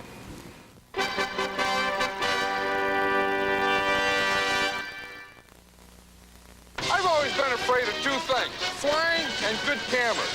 But with this Canon T70, I'm not afraid. This push-button T70 is so easy to use, I can even get the tough shot. And now you can get a $25 rebate. Great shots at a great price. Nothing to fear. The Canon T70, so advanced it makes the tough shot simple. I'm fearless now. Ooh. Now get a rebate up to $25 from Canon. Details at participating dealers. My amigo Juan just came out from Mexico, so I'm introducing him to my American friend Larry and our favorite beer, Miller Lite. Por favor. Juan, mi Miller Lite de gusto porque it tastes muy bueno. Larry. Ladies, mimosa calories and no gusto filiopo. El comprende? No, not really. For mucho great taste, there's only one light beer, Miller Lite. Does your friend speak any English?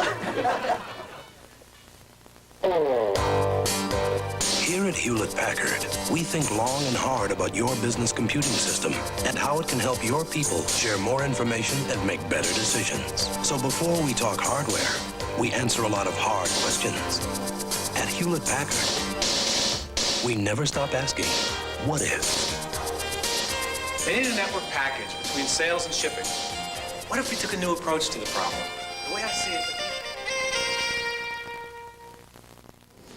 All right, a quick scoring update. These are the finals that are in now. New Orleans runs its record to 4-5, 23-10 over the 49ers. The 49ers dearly need Joe Montana back. New England over Atlanta, 25-17 for the Patriots. They could pick up a full game on the Jets today. Tampa Bay over Buffalo, down in Tampa, 34-28 the final. Miami behind Danny Marino's 4 scoring strikes, 28-7 over the Oilers. Pittsburgh runs its record to 3-6, 27-3 over the hapless Packers. Cincinnati 24 and Detroit 17 the final. Cleveland 24, Indianapolis 9. The Browns and the Bengals stay tied in the AFC Central. St. Louis comes back in the second half to beat Buddy Ryan's Eagles 13-10. And the New York Giants hang on against the Dallas Cowboys 17-14. They go to first in the NFC East.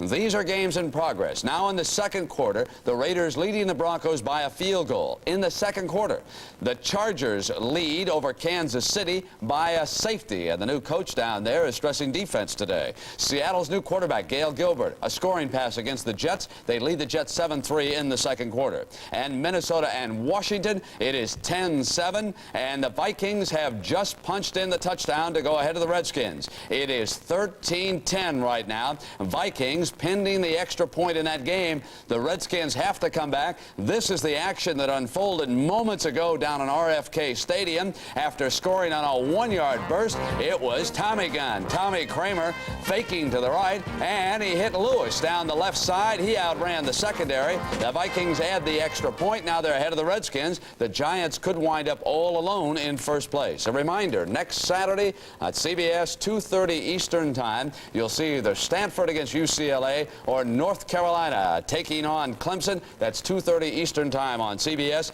Then on Sunday, our coverage starts at 12:30 Eastern Time.